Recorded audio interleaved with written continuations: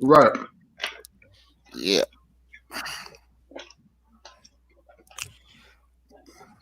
man. You know what? It's been a while.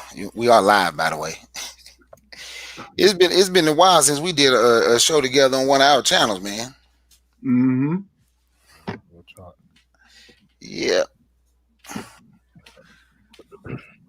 Yeah, last time I did a show, man, it was with a guy. We were talking about interracial relationship. Yeah, that was that. Yeah, that was a good one too. That was a real good one.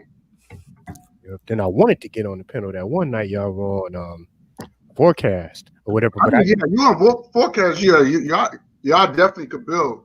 I can see y'all because y'all definitely good. When y'all do y'all radio stations, y'all really good at that. So y'all would definitely see y'all build together too. yep. That's the same thing I said. Yep, they could be a good. They could do a good radio together. Mm-hmm. Mm-hmm. They'll be a good host. Yep. video to get this loaded up so I I'm can having at least technical problems. watch, at least see what's going on as far as like the chat room or whatever. Yeah. Well, it's been a minute. I should have about Going three, on. 4 people in here in about another minute. Okay, cool. Go.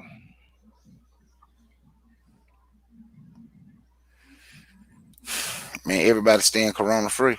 Yeah, I was outside earlier, so I had to take care of some things. Yeah, I bought me some more masks today. Okay, All right. that's what's up. Now, what type of mask you talking about? You mean like bandanas? Like you got? You know the masks I had is you know the ones with the rubber band around your ear. Whatever. I don't know the name of them, but I know they good. Did y'all see that little test they did on people was doing on Facebook, talking about people wearing these masks and you can just spray this stuff through it. These Hmm. not the right masks. Did y'all see that? No, I haven't seen that one. Yeah, people wearing certain masks. Yeah. So what I did was when I bought them, I tried them. I like, okay, well, ain't nothing come through here, so that means it must be a pretty good it must be a pretty good mask. Yeah, That's how I took it. surgical to N95s. Hmm. Those are the kind that are supposed to be recommended. Those are things the doctors wear. Right, right. Yeah. But man, it's scarce at this point. Man, you saw the guy who was, that one guy had got arrested for price gouging. He bought like 17,000 hand sanitizer. I mean, what was it, like hand sanitizing bottles or something? And he was trying to make become rich off of it. Oh You yeah, talking you talking about them white guys in Tennessee? Yeah, Yeah. Oh, those are the same one? Because was some in Tennessee that had everything in their garage. Everything that people buy during an emergency is what they had. Everything. How many? You said like 17,000 bottles of hand sanitizer, right? yeah, Yeah, they had toilet paper. They had paper. They had a 2-car garage completely full hmm of items people use during an emergency. And peace, Erica, how you doing? And Hotel Erica. they took it. They took it from him, right? He didn't go to jail. They took it from him, right? yeah. He was Yeah, under I heard about that. Yeah. price gouging. Yeah, I wonder what they did with it once they took it. They should have given it out then. If you gonna arrest him for price gouging, you shouldn't get it and keep it. You should give it out to the people then. Right, right. They could have really helped a lot of people. 17,000. That's right. That's just hand sanitizer. That's not the toilet paper and everything else. Right. Yep. Yeah. Well, look, man, we've been 4.5 minutes. Y'all Yeah, ready? let's get yeah, let's get started. All right, let's go ahead and get started. Uh, Peace. I got 3 people in the chat. I thank y'all for joining me. I'm here with my brothers Guy Nollywood Jr. and Prisoners of War. We named this one Finding Common Ground and Preparing for the Future. Even though I just introduced them and y'all have heard them before, I'm going to let each one of them introduce themselves before we get into a screen share and get into the panel discussion. Yeah, peace, man. Underneath these circumstances, we already predicted that we will be underneath this and shit for years. I've always been preparing myself for a race war. Now, we have people claiming that this may be a biological attack, but when we look at the media, we see the numbers are disproportionately affecting black people, man. In certain states, we are 70% of the death toll. In Michigan alone, which has climbed up to, the top three, places, man, for the coronavirus. Man, black people making up 41% of the deaths. So, with these circumstances that we're underneath, man, I'm just happy that my brothers are healthy and doing well. And, I'm preparing myself for this discussion. Hotep family, Hotep to the chat. This is your brother, God Hollywood Jr., represent the RBG Nation. The reason why I say a nation, because our flag that the Honorable Marcus Garvey, he gave us our own flag so we can be a nation together, an independent nation. And this is what I stand by. And I'm definitely looking forward for this great discussion. It's going to be a powerful one. So please, anybody in the chat, anybody's watching, stay tuned because it's going to be a good one. All right, let me know when we're ready to get started so we can share the video, my brother. All right, let's get it going. You want to do like a little brief introduction about what the people are about to see and how we're going to do this? But the first video that we're about to show right now, it's about should black people get over slavery, things that black people have gone through in this country. That's going to be the first part of the video that we're going to be discussing in our condition in this country. Okay, so let me begin with the screen share, and just a second. So when each question, we should just we're gonna pause, and each one of us gonna have an opportunity to say our piece. Yeah, we're gonna respond. Yeah, we're gonna go. It's gonna be Craig, then you, then me. Right. Okay, perfect. Okay, so I got my screen sharing. So whenever you're ready, bro. All right. And then let me know once you brothers can see the video, and if there's any type of technical difficulties once I play it with the audio, say something so I can adjust. Yeah, we can see it. Okay, so Brother Bakari, are you ready? Yes, I'm ready, brother. Okay, let's get it. I like it. All right. Oh, that was awkward. Enjoy the episode. Obama was a representation of something important. Obama didn't do anything but an abomination to us, to this whole nation. Yo,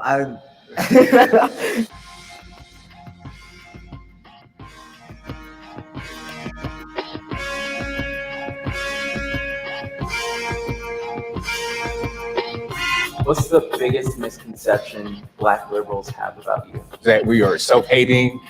We hate our mom. We hate our dad. We don't know history. We're out of touch. Is that we don't have any real-world experiences. We don't really know what we're doing.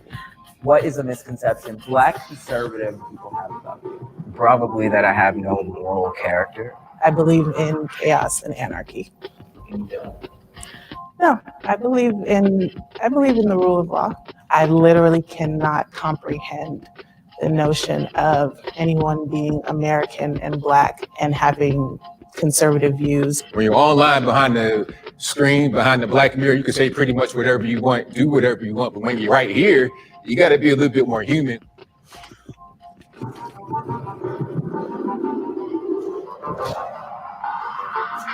My name is Kevin Martin. I'm a business consultant. I was born and raised in Pennsylvania, born into and raised in a conservative household, and I'm still a conservative.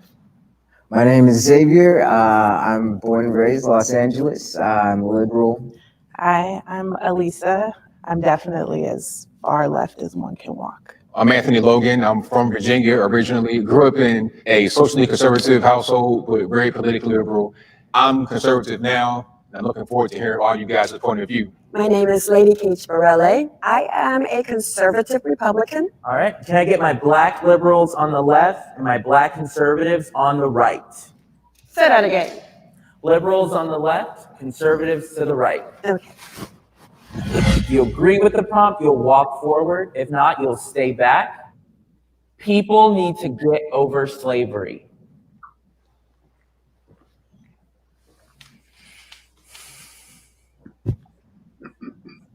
All right, so I guess I started off. I mean, we all know that slavery was a terrible thing. Yes. It was an atrocity. Right. It was a human tragedy. But we can't just be talking about slavery every day. It ended in 1865. This is 2020. We got to press forward. Our ancestors, they went through a lot.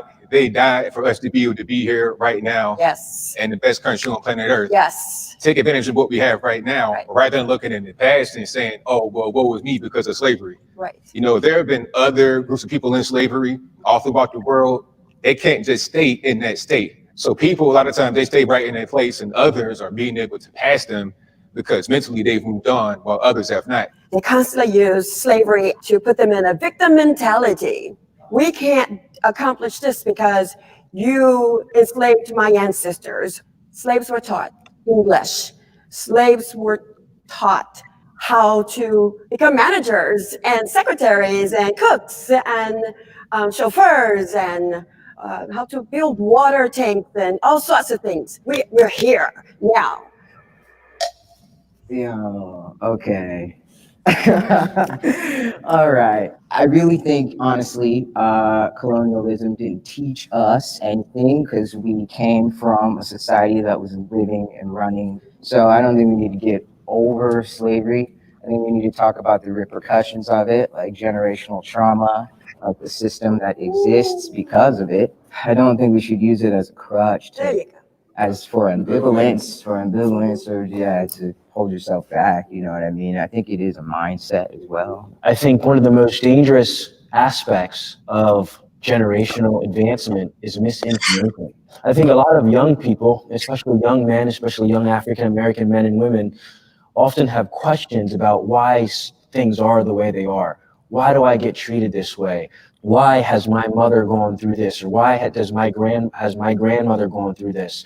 Well, it all comes down to the repercussions of slavery. And so I think that just getting over something, I think is just absolutely ridiculous. And so when I hear people say that, especially my fellow African American people and friends, I think it's ridiculous. Just getting over something as serious as that, I think just plays into the whole idea of it just didn't matter anyway. So how long do we continue to harp on it? How long do we continue? Forever? Well, Do we never get over it? I think you mean educate. Educate is Education is fine. I said no, history is one thing. To not get over a thing is use something as a else. crutch. You can't minimize You can't get slavery. Who says that though? But I listened to both of you. Mhm. And I even thought maybe I'll stay out of this one. No. But the notion of ending the discussions on slavery, they haven't begun. We just got the lynching memorial in Alabama. We just got the African American Smithsonian in DC. You cannot go to Germany and walk more than a mile without seeing some sort of tribute to the Holocaust, some sort of apology, some sort of marker. The United States does not acknowledge slavery in that way. We are beginning to discuss, but we can't get over it until white folks acknowledge it. Okay. How are we going to do this? Are we going to keep the screen up? Yeah, keep it up. Keep it up. Keep it up. Yeah, keep it up. Yes, keep the screen up. Okay, cool. All right. So the statement was posed. People need to get over slavery. Now, myself, being a descendant of a slave, born in America, when I hear that statement, the first thing that I think of is it's going to be tough. It's going to be difficult for me to get over slavery. I can't even go to the corner store, buy $1 loaf of bread without using a symbol, a dollar bill with George Washington on it, a former slave owner, a person that owned over 1,000 of our people. Slavery is all around us. They want us to forget about it. They want us to forget about our ancestors. But white America, they don't forget about slavery. Just like the one sister in the orange coat was saying how they have like these lynching monuments. And I remember some of these Civil War monuments. In one state, they had just got rid of the Confederate flag. So how are we going to forget about slavery when we have all of the remnants around us? Look inside the public schooling system. You know what African American children are being taught? They're being taught to look up to the founding fathers. If we look at South Dakota, the fourth biggest monument in the entire United States of America, Mount Rushmore. You got George Washington, who owned over 1,000 slaves. You have Thomas Jefferson, who owned over 600, and this is just what is on record. You have Theodore Roosevelt, who owned over 150. Then you have Abraham Lincoln, and this is the person that a lot of Black people want to accredit as being, you know what I'm saying, the good white man, the founder of, you know, the abolition of slavery. See, but what people what people fail to realize is even Abraham Lincoln himself made a statement that no, he did not believe that Blacks and whites were equal. He was against chattel slavery. You know what I'm saying? He felt that Black people had the right to, you know, go off and make something better of themselves, but he was against Black people voting. You know, he did not look at Black people as being equal. So, with all of that being said, in a country that still looks at these slave masters as being heroes, a country that has not given the descendants of slavery reparation, I mean, how in the hell can we forget it? There's so much damage that was done. So much damage that was done. Look at the judicial system to this day. Look at how all of these racist cops are getting acquitted. Our people still aren't getting justice. Let's not forget about the 1990 LA riots. I mean, look at what we had: a group full of cops beating an unarmed man senseless who was not resisting arrest, was not fighting back, was not posing any type of threat to these officers. You got a group of officers beating an unarmed Black man to the ground. The case goes to trial. We got the recording. With the recording, caught these people red-handed, but yet and still, they still get acquitted. And this is in the 90s. This is in the 90s. So we are still being discriminated against. We are still being discriminated against. People want to make these claims that, oh, slavery was a long time ago. It ended back in the 1800s. But just look at what followed. Look at the racist Jim Crow laws. Look at, you know, redlining, the Reconstruction period. I mean, the list goes on and on and on, man. But on that note, no. You know, I can never forget about slavery, man. I mean, no, that ain't happening, man. I'll pass the microphone. Brother Craig, I agree with you 100%, brother. The question is it time to get over slavery?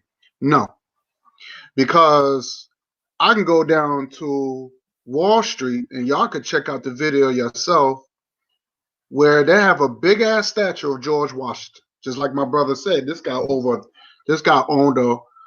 100 slaves, and to them, to white folks, you know, he's a hero. You know, you had that guy Marion Sims, who owned slaves, and they called him the butcher, because he used to use Black women as guinea pigs, and now they call him the father of gynecologists. They just now, that statue been up since what? Since almost 80 years before they took it down. 80 years. That's almost 100 years that statue been up. Okay? So that's not going to erase what he done. It's not going to erase what he done. The national anthem that people still say today, where Francis Key, who wrote the national anthem, he owned slaves as well. So white people don't get, they're not over slavery. They're not over slavery. I don't see nobody telling white people, hey, you know, you need to get over slavery. That means you need to take down those statues. We need to remake the national anthem song. We need to, you know, we need to take down more statues. You know, and you know, if to get over slavery, just like the young brother said, is nonsense. It's ridiculous. And you know, you have these the Jewish Holocaust museums. You have white folks that are Jewish, even though they got reparations from Germany and plus the United States, they still remind people about the Jewish Holocaust. Now, me being now again, I'm not a liberal nor I'm a conservative. My political stance, I'm a Pan-African nationalist. That's who I am. Because you're dealing with politics and culture that comes out of Africa. So I'm not a liberal nor I'm a conservative. You know what I'm saying? I'm not neither one of that crap, because all that came from the Europeans. So being that I'm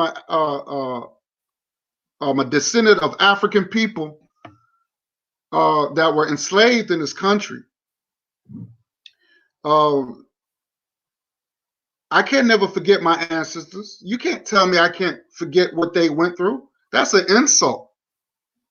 And to me, any black folks that talk that crap, to me, that's treason. That means you don't, and no idiot is gonna stop their life because what happened 500-600 years ago. Nobody's not that stupid to do that. But we do have to educate our young children about who the enemy is and who the enemy till this day. You know, you have what about all this white privilege? What about the colleges that was built on slave money? No one talks about these things.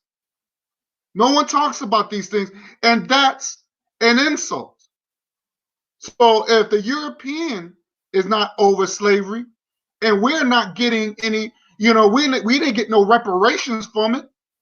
But if you notice, they said that was a long time ago. Well, guess what? The World War II was a long time ago. So how the Japanese Americans got their reparations in the late 80s and early 90s? How did they get their reparations? Didn't they give them over $1 billion in reparation money? Over our money, the money that should have been given to us? So it's a slap in the face. And especially when I don't care what white people say. Anything they say doesn't mean nothing to me. But when I have black folks saying we need to get over slavery, it's treasonous. That's just my and they need to be dealt with. They need to be dealt with. And that's just my opinion. Because that's that's hurtful. It's very hurtful. You know, what our ancestors had to go through.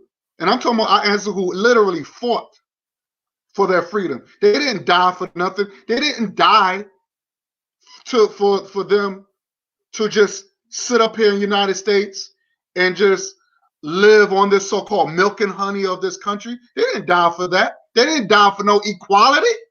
Are you serious? You got to be a stupid idiot to think that way. They died because we wanted to be free and independent. This is the reason why they they found land in Liberia.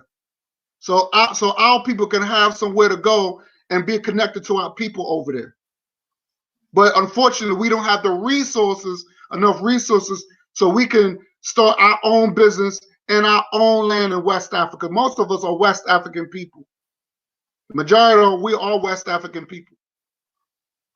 So we have a land to go to. but unfortunately, we don't have enough resources so we can establish our empire over there. But the Japanese, they got reparations. That's the reason why Israel is established, because they got resources. They got enough resources. We're not talking about little nickel and dime here and there. We're talking about billions of dollars. Billions. Okay? Don't tell me about, oh, well, we got money. We got money. A few $1 million ain't doing it. We talking about billions, maybe trillions. And I'm talking about to establish an empire. So, no, we are not going to get over it, because they haven't got over it. So, no, we're not going to get over it. Now rest my mind. Getting over slavery, that's a hell of a question, right? How can someone, ask you or expect you to get over all of the atrocities that happened to us, and we still see it happening today? We go through a lot of the things that we go through because of the trauma that was passed down, and we still see the trauma.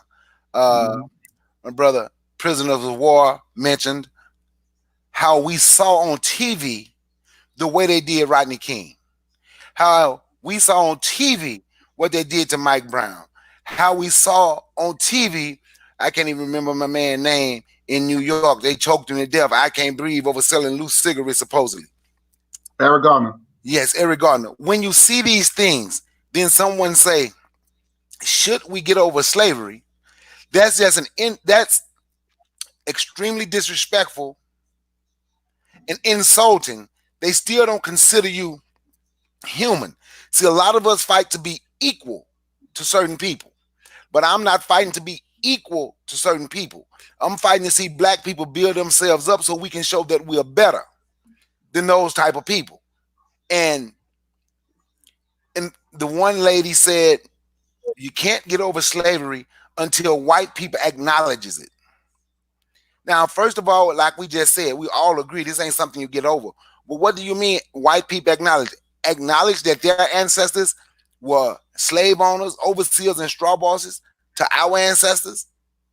That what we want them to acknowledge? They already know it. So why are we caught in this mind frame where white people have to accept something to make us be okay with being us? If you're not going to get over it, just say it. We're not going to get over it. You can't get over it. What we have gone through is something that we have learned to live with. You don't get over something like that. You don't get over. How are you going to get over somebody coming in, kicking your door down, black boot stomping your parents, raping your parents? How do you, and all that trauma constantly passed down? How can you get over going back? You see Martin Luther King marching, peaceful.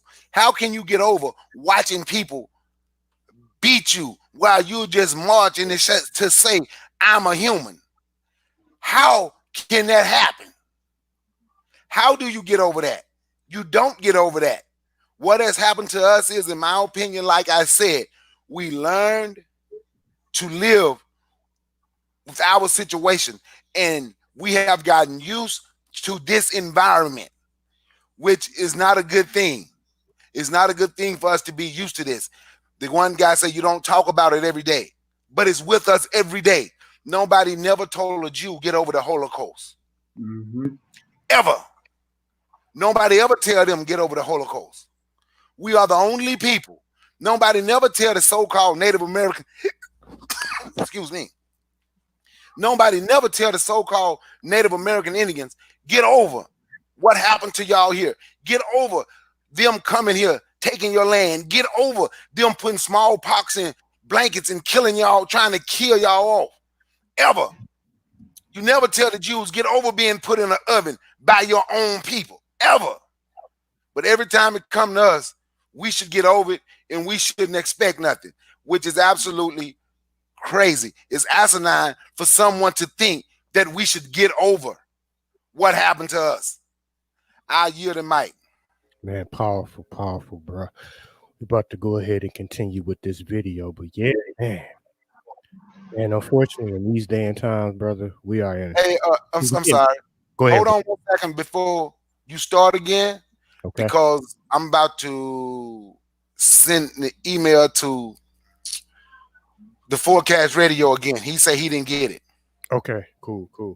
And if I send him the invite, you won't be able to see the screen. That's why I asked you to hold up. It's gonna cover the screen up. Okay, so what you need? You need me to unshare the screen? No, just don't share it right now because I'm finna send him the invitation. Okay, yeah, for sure. I got you. But yeah, no, like I was saying, man, that's very powerful, bro. And man, look at the position that we in right now, bro. Man, we in the middle of what could be considered a Holocaust. Man, the same thing that happened to the doggone Native Americans, smallpox up in the blankets, bro. Our people are being wiped off. Almost wiped off the planet. Yep. I mean, shit, we're dying in mass numbers, man. Like these times are gonna go down in history, in the history books. What we're going through now, we're gonna go in the history books. Until my other brother gets the link or whatever. So, Guy, man, how you been doing, man, through all of this madness that's going on out here, bro? Just to keep the conversation going to my bro. Man, I'm sorry. I apologize. I just sent it to him. Okay. You want to play the video or wait till he gets on the panel? You can wait. Let's wait.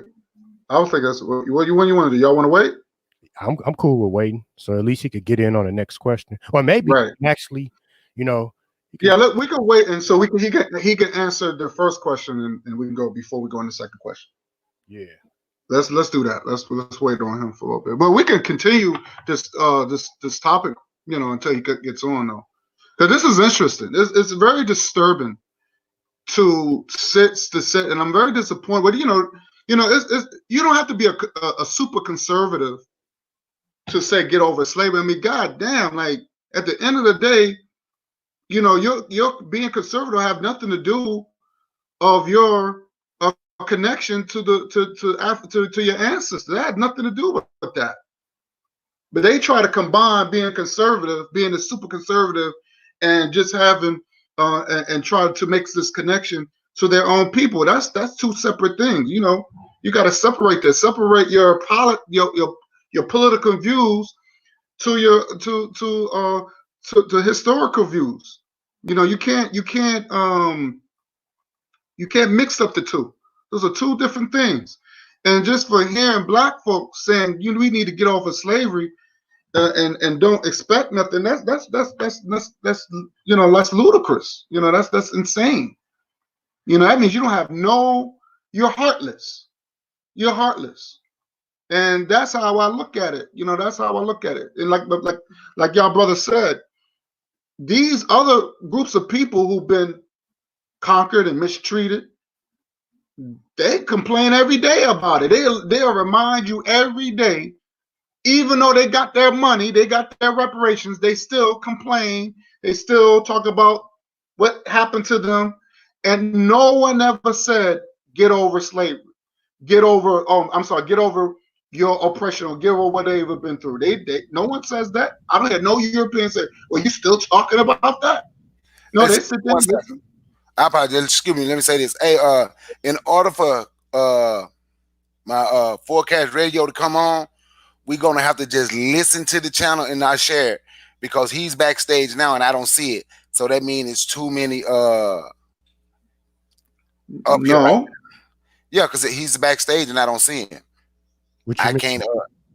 Can't see him. No, when you backstage, it come up on the person who got the screen says it backstage. Let's unshare the screen first, bro. Yeah, then let me see. Then he should. Let me see. See, now he came up once we unshared it. Oh, okay, gotcha. Yeah, that's what I meant. So we're gonna have to play it. We can still hear it though. We might be able to still share the screen. We can still share the screen, yeah. Once he got it. Peace, Forecast. How you doing, my brother? Peace. What up, y'all? What's going on? Peace, my brother. Peace. Would you like to add to what we were talking about before we move to the next question? Should we get over slavery? Oh, should we get over slavery? Well, first of all, before we get over it, you gotta tell me when it ended in the first place. people talk about, you know, the 1865 13th Amendment, but, you know, if you read the 13th Amendment, it clearly doesn't abolish slavery. So first of all, to get over it, we're gonna have to figure out when it ended in the first place. And what I heard a little bit about him saying is about get over our ancestors or something like that. But what we have to realize is we are our ancestors. You know, their fight is our fight. We still in the same struggle they had. And until we actually get to that goal where we're in control of our own thing, of course we're still in the same position. So how can we get over something that is still happening? You understand? Like, we have the highest prison population. We understand who is in prison, and we understand why they're in prison. They try to say the whole black people commit 50% of the murders and all of that stuff, but that's false. All of that is misinformation, because when you look at it, the violent crimes is down. People are in jail for non-violent drug offenses. But now that it's opioids, it's not people going to jail. But, you know, the 13th Amendment says it so. If you're convicted of a crime, you're still a slave. So what is these 2.2 million people in jail? You know, like, how are they going to move forward is something they're still dealing with. And, you know, we're not even going to talk about the trauma that's passed down from generation to generation just off of the struggle. But, you know, the prison corporation and privatized prison started in 1984.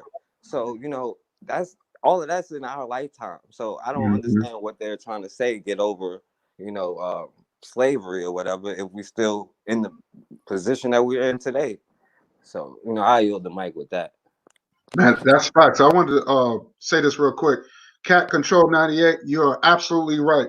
You know, I mean, everybody want to talk about the transatlantic slave trade, but nobody don't want to talk about the sub-Saharan slave trade. This is the reason why you got a lot of brothers with Arab names today. You know what I'm saying? Because Arabs had enslaved Africans too. And that's something that they don't talk about as well in these schools as much, which they should. They should. You know, Arabs is not your friend because they are considered white as well. They're considered in the European. They're considered Europeans. If you look down their history line, they all come from fucking Europe anyway. Excuse my language, but we need to start talking about the Arab, sub-Saharan slave trade and the transatlantic slave trade. The transatlantic slave trade came from the sub-Saharan slave trade, enslaving our people. So, and you know, just so when people transform their one slave name to another, and they try to say, well, this is better, and it's like, no, and that's something that we don't talk about that enough, and, because that was we was in our ancestors was enslaved through them bastards too. Right, exactly. So Cat Control 98 is telling the truth. Very facts. So we gotta talk about that as well when we're dealing with slavery, because they all was in on it. So yeah, but the forecast was on point. I forgot all about that. Thanks for reminding me, because they didn't really get over it. I'm sorry, they didn't end it. They didn't end it. Right. It's just what you call reform. Yeah. So you're right. I didn't even think about that. Yeah, you're 100%. Can we show the video? We should be able to see the video. Well, we're gonna try in a second, but no, I just want to real quick, man. You're absolutely right, because I was never taught in school anything about the sub-Saharan slave trade, man. I didn't even know Arab people enslaved black people, man. We was just taught the whole civil rights struggle, about the Emancipation Proclamation, and right, with the Europeans regarding slavery. I didn't know nothing about Arab slavery over African people until I started following conscious circles. That's who informed me about that. But okay, Bakari, are you ready to move on and try to play the video? Brother Bakari. I muted my mic. Yeah, I'm ready. My mic. You ready? Share the screen. Let's see if we can share the screen. Okay. Hold up. Just a second, bro. Okay. See if you can share that. If not, I guess we'll just try to play it. I mean, just the audio portion of it.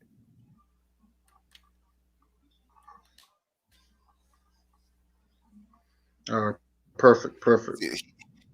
We should be. Yeah. There we go. Can you see the video? Are you there? We can see it. Yeah. Are you still there, Forecast? Yeah, I'm here. Oh, okay. We just wanted to make sure you were still there while we sharing the video. Okay, let me click on this real quick, but I'm gonna have to fast forward through this ad. As you can see, the bottom right, it's an ad coming up in 3 seconds. So hold on, let me... Being black should not influence a political. Okay, hold on. People are not asking the right questions. They're not asking the right questions because they kind of think they are. View. Okay, can you hear it? Yeah. Yes. Yeah. So, yeah, being black should not really influence how you think politically, because what's good for us as black folks could be the same as everybody else. It should be from the point of view of me being an American and wanting the best for me in America. I will vote for the best person that is running. And so far it's been, in my situation, it's been Republicans, conservative Republicans. I vote based on the issues that I care about, and the issues that I care about stem from my personal experiences. As someone that was raised in a conservative household, I have different views on certain things. I have different views on pro-life and pro-choice issues. I have different views on economic issues. I have different views on trade and foreign policy. I don't think that skin color should have anything to do with a political view. I would say I definitely don't vote for candidates just because they're black. Ben Carson could never get my vote. However, I do feel very much a part of a group. I feel like I have a shared history with black people and descendants of slaves in this country. And so I do not vote just based on what's okay for me. I think people should vote for what's in the best interest of them. And I don't think that skin color should dictate on what your interest should be based on skin color. Did you ever vote your religious belief? Yes. On abortion? Have I ever voted my religious beliefs on abortion? Yes. Yeah, I have. And what's your religious belief on abortion? We're not even talking about abortion. It's nothing to do with this conversation. It's black. We have nothing to do with this conversation. The majority of abortions are done to the black race. Well, I So want to ask you. you should You be said interested in answering that question. really quick. I want to ask you because you said you wanted to leave slavery behind. You wanted Yeah. to get over it, but I didn't say forget it. you said to get over it. I'm saying Get over it. Let's not forget it. You're a And Christian. I still say teach it. You're a Christian, Yes, I am. and where do you think we got that? Got what? Christianity. Christianity goes all the way back to the beginning of time. So where did we learn it though? Where we learned it? Well, the Egyptians had religions, the Jewish taught No, where did religion. where You did mean in the African America? diaspora? In America. Your lineage, yeah. Slavery, right? They learned it from slavery. Yeah, slavery, right. Slaves also brought We gotta get religion over with it. them when they came, so it was a mixture of everybody's religion. Oh, But oh, they learned how to read.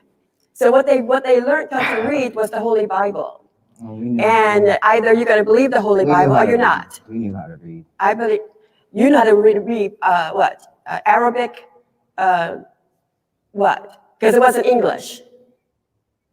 That's my saying. I'm in America now. Everybody should speak English. Is that a hot take? Damn, we gotta speak English in America?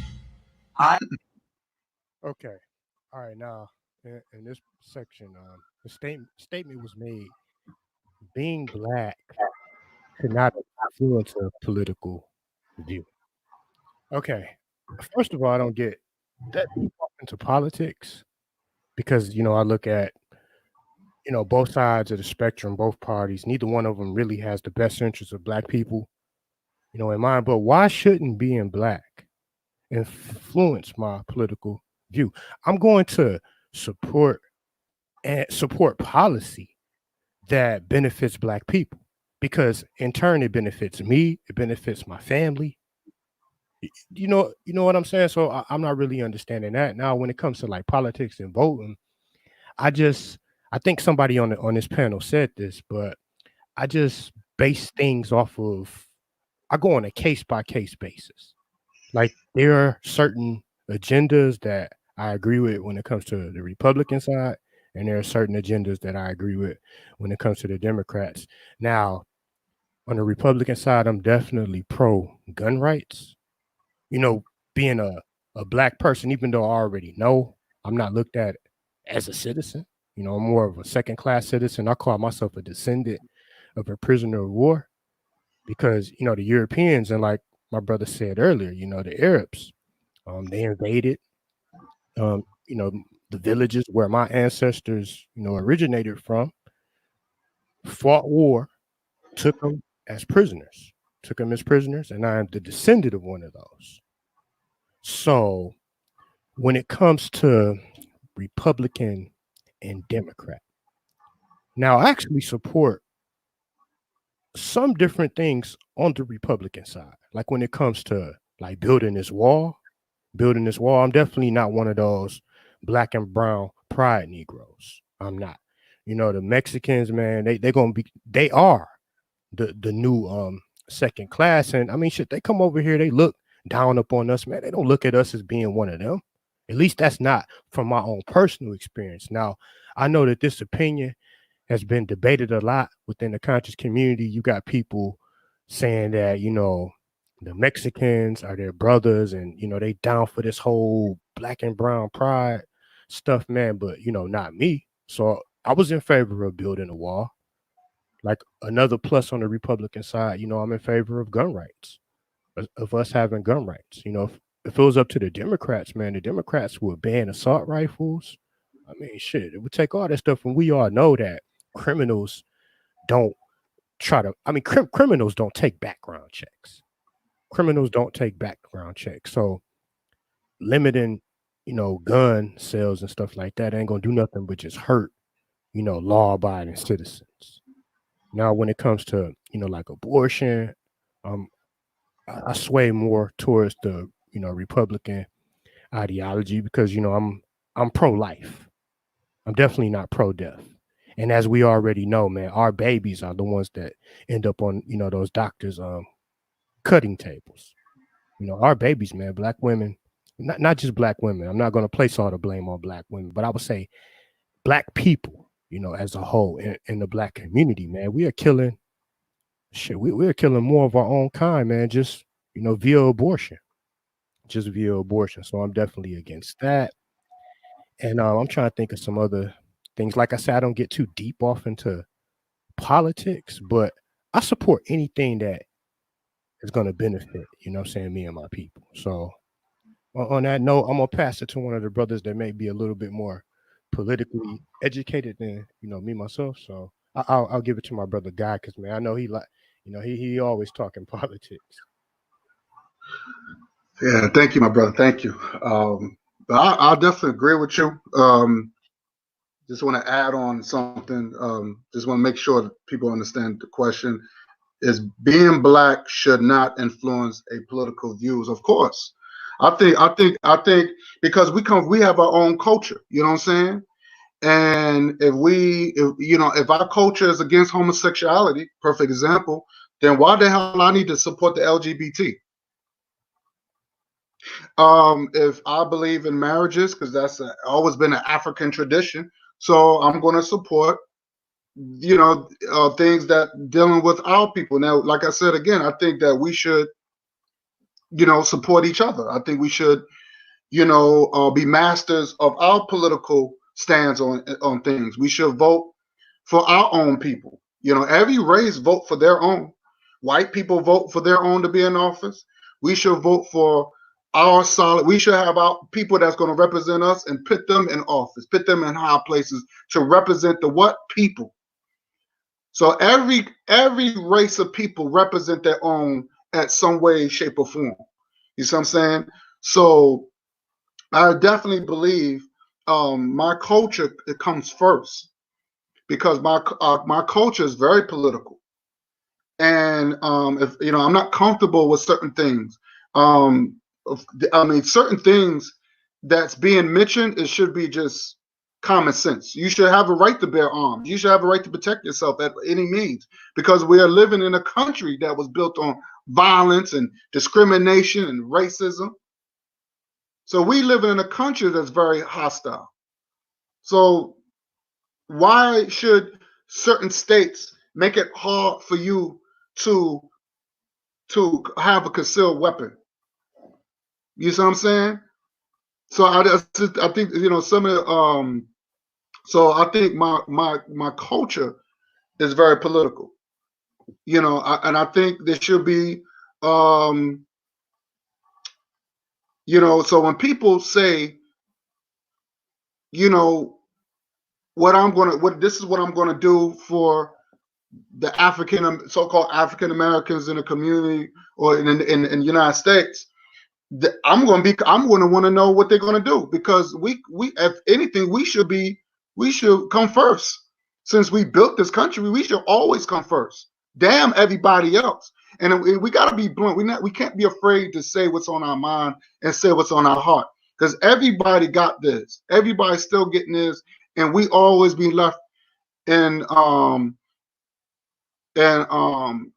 back burner. And we got to be very careful who's trying to put labels on us, right? I don't like these labels, like the word Negro, the Afro-Americans, African Americans, what else? The people of color, colored people. I don't like these labels. These people, these things, you got to be careful how they use certain things, how they use certain labels on us. Because that can hinder us too. You see what I'm saying? So we got to take heed on a lot of things, and because, you know, we have our you know, we are not the same. You know, people got to understand, we live in what you call America, what they call a melting pot, but each pots stick with their own pot. That's just how it is. This is the reason why you have a African community, you have an Indian community, you have a Germany community, Russia community. Everybody stick with their own pots. You know what I'm saying? So yeah, we all live in this country called United States, but everybody stick with their own pots, and each pot has their own culture that it should be catered to at some sort of way. So, you know, but there should be a universal where we should make sure we get shelter, food, and clothing, and education. There's a universal where everybody should be taken care of, but we gotta respect each other's culture. And this is the reason why I don't respect neither one of these parties, because there's a disrespect on African people in the United States. There's definitely a disrespect. Why are you pushing the LGBT on us? That's not part of our culture. You know, why are you pushing the swirling? Why are you pushing that? Why are you showing that to our children? Why are you teaching our children European history, the Greek and Rome, which which is disease affected, all this homosexual activity that we're all doing those times? Why are you pushing that on our children and on us? And these are the questions that should be asked when we talk about this stuff. You know what I'm saying? So I just feel like if we're going to get down to it, then we need to start rejecting, because our purpose is to be independent. We want to get away from all this European garbage, because it's not helping us. It's definitely hindering us. And yes, Cat Control 98, our children was kidnapped. And this is the reason why they're trying to brainwash our kids to fit their agenda. All that is political. Even the movies that they show is political. And it's part of the brainwashing. So we got to be very careful what we see on TV. We got to be very what the media put out. Even with this whole Corona thing, we got to be very careful. We got to really study and analyze what's around us, and we got to make sure. We got to make sure that our African politics. We got to put our African politics, because, like I said again, we can't let all this other stuff interfere in our homes and our culture, you know. And I rest my mind.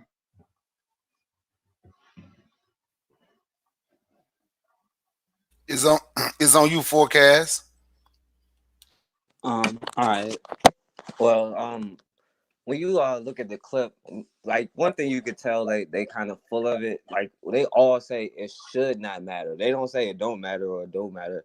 That means that we all know that it really does matter, because they only say it should matter. And I'm not gonna lie, like my first time being able to vote was like Obama's first time running for office.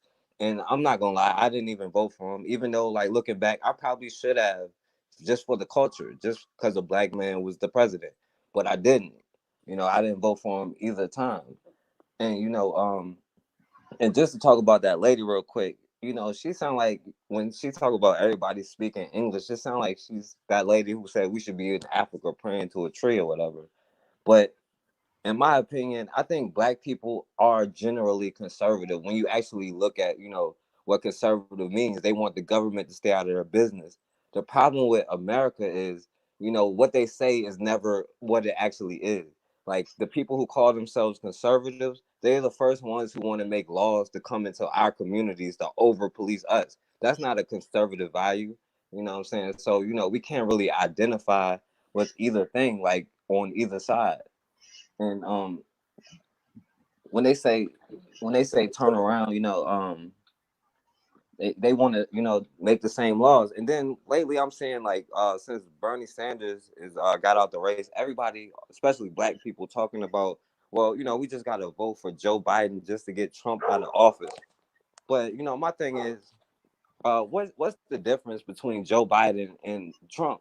Joe Biden literally did and said everything Trump said 20 years ago. We got countless videos of what he does, and people still here saying, well, he's the less of two evils. No, they're the exact same evil.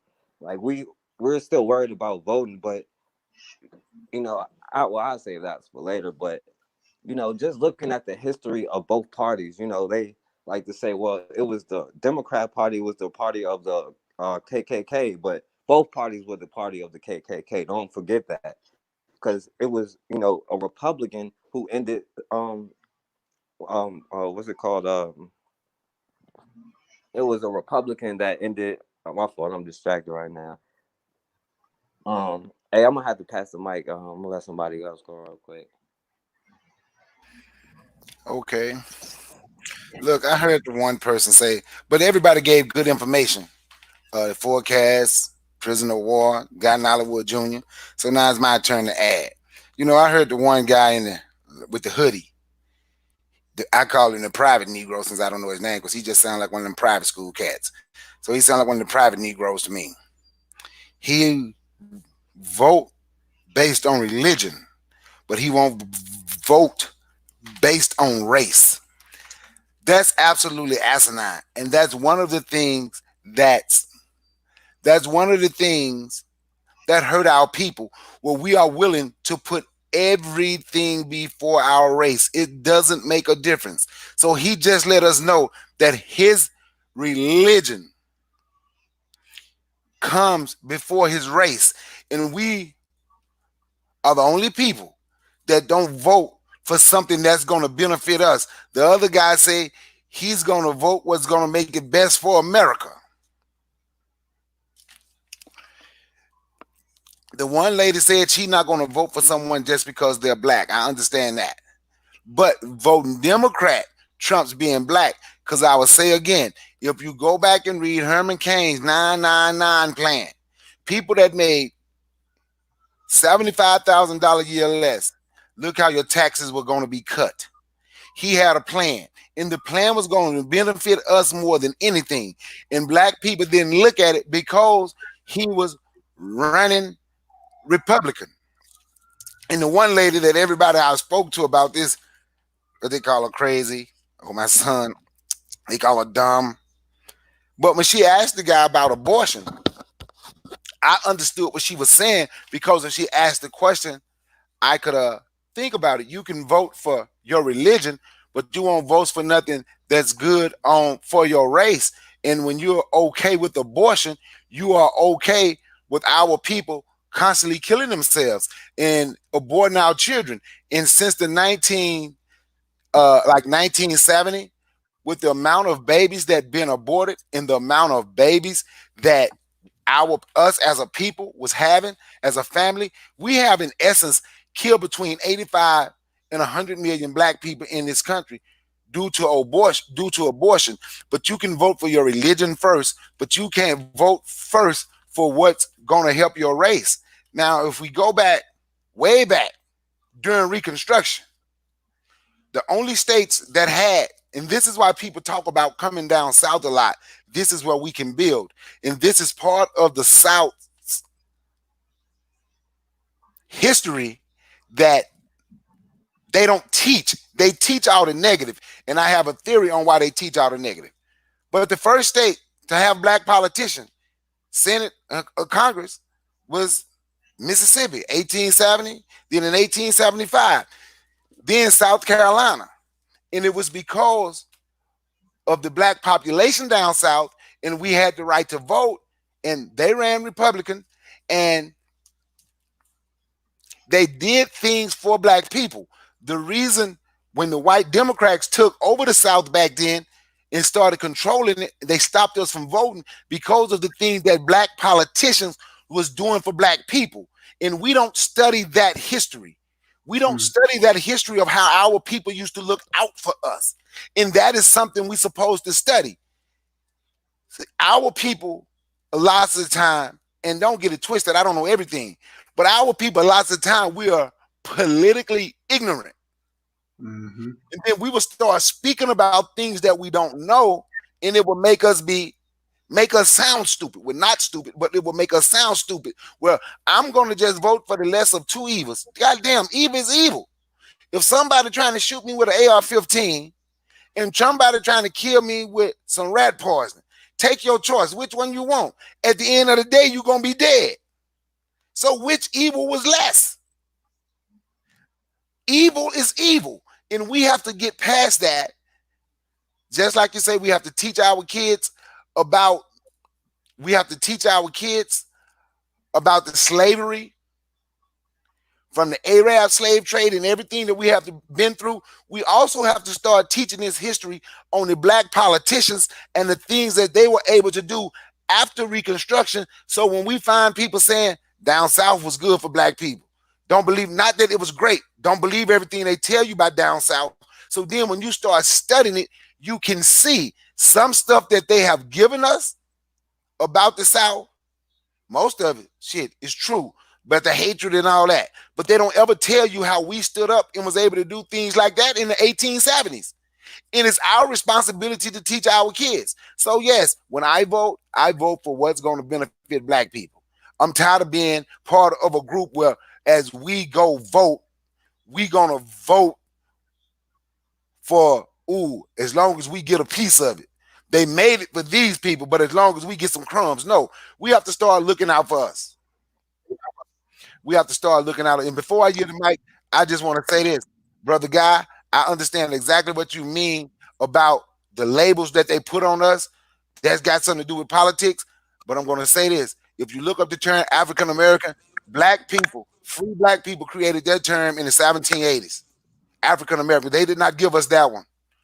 They didn't give us African American. We came up with that one. They gave us the rest, but we came up with that one. Oh, okay. Now, Okay. I just want to make, I didn't know. Thanks for. Yeah. Okay. Yeah, Jesse Jackson, when he said it in 83, 85, whenever he said it, it was about 200 years later. Almost 200 years later. We had already started free blacks in Philadelphia. I want to say they were in Philadelphia when they coined the term African American. Now I yield the mic. I just want to say this real quick. Then I'll let the forecast go. I'm gonna just want to say this. Barack Obama was not for us. He was, first of all, he was a mulatto, and mulattoes are not black people. and I just want to make that perfectly clear that they're mixed. They're biracial, whatever you want to call it. he made it perfectly clear that he was not for reparations for the African Americans. He made it perfectly clear that he wasn't a president for black people. So he told everybody, black folks that, hey, when I get in office, I'm going to shit on you. You know, that's the reason why I didn't vote for him. I vote for Cynthia McKinney because she said a sister, a real sister, 100% sister, not no half, not no Zaza Ali, not no Mitchie X, a real sister who was a congresswoman. And I even donated to the sister because she was running for the Green Party. Now, another thing, there are other parties that we could vote for. You don't have to vote for Democrat or Republican. You can vote for the Green Party too. There's an independent party. So I like the things that she said. She was for her people, and she did a lot of things. Said a lot of things that I agree on, and I voted for her. So and she's a sister. She's a sister, because I believe of putting out people on the map. And it doesn't matter if you're a man or a woman, as long as you're African in America. That's all that matters to me. Because we have to be there for each other. Barack Obama did not like us. He grew up white. He was a rich man. He tried to play black people like he was the common folk. He wasn't common. His father on both sides were very wealthy people. They had strong connections. So he was handpicked. So these politicians they're selected. They're not elected. They're selected. So we got to really know about politics. A lot of people don't know nothing with the European politics. This is all European politics, and it doesn't fit our needs. It doesn't. So we have to create our own politics. We have to study, real African politics, because every time we try to, marinate in other people's political views, man, we get left out either way. So it doesn't matter how, conservative you are or liberal you are, we still gonna get left out either way. And I rest my mind. Well, I agree with what you were saying about Obama and all of that. And I just want to say one thing just to answer the question. Should we vote based on, well, we have no other choice but to vote based off of our blackness, because we're in a situation where if we don't stick together, we're going to be in the same things are going to keep happening. Now, the question becomes, how do we start voting? Like, we should start voting with our dollars, with our feet, about the businesses we support. And like I say all the time, like, we can nominate the most successful black business people to put together a council strictly to fund and help grow black businesses, to put them in our neighborhoods. That's something we can vote for, and as far as our ancestors, they talk about our ancestors died for us to have the right to vote. Well, first of all, they didn't. They were killed, but they didn't die for the right to vote. They died for representation. And if we pick in between two, racist people, that it doesn't make a difference unless we have people that we actually put out there, our own candidates, that's not coming from the system, but that we sponsor. Then we're going to get the same results, and it won't matter, as far as based on race. But until white supremacy is destroyed, we don't have any other choice but to vote based off race. So I yield the mic right there. Okay, so are we ready to continue with the video? Yes, sir. It's time to share, my brother. Okay, let's go. I support the Black Lives Matter movement.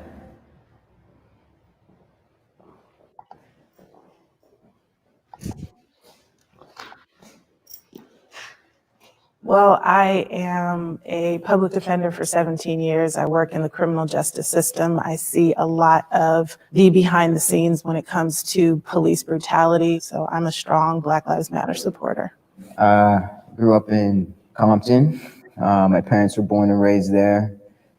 Even as a child, when they had the riots for Rodney King, we had to move to Hampton. Yeah, it was something it was the first time I knew that it was wrong, the way the police, how they police the towns. It was the first time I got a sense of injustice.